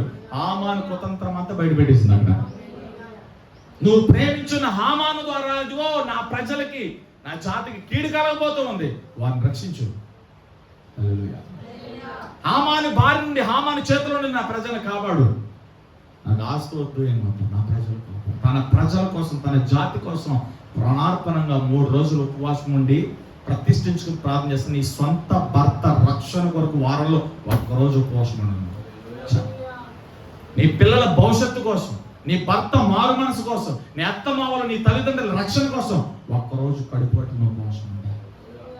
చేయి దాటిపోతుంది ప్రభు నా కుటుంబ పరిస్థితి తెలిసి ఆ పరిస్థితి నువ్వు ఇన్వాల్వ్ అయ్యి ఆ దాన్ని నువ్వు చక్కబెట్టు ప్రభా, నా ఇంటికి కాపరిగా ఉండు ప్రభా, నా ఇంటికి తండ్రిగా ఉండు ప్రభా అని ఉపవాసంతో పట్టగట్టుకుని 1 రోజు ప్రార్థన చేస్తాను. వారంలో 1 రోజు, శుక్రవారం ఉపవాస ప్రార్థన అని పేరే కానీ అందరూ తినేసేవచ్చు. ఎలా దీవించబడుతుంది మీరే చెప్పండి. నేను మిమ్మల్ని ఏమన్నారని మీరే చెప్పండి. ఇది న్యాయమే.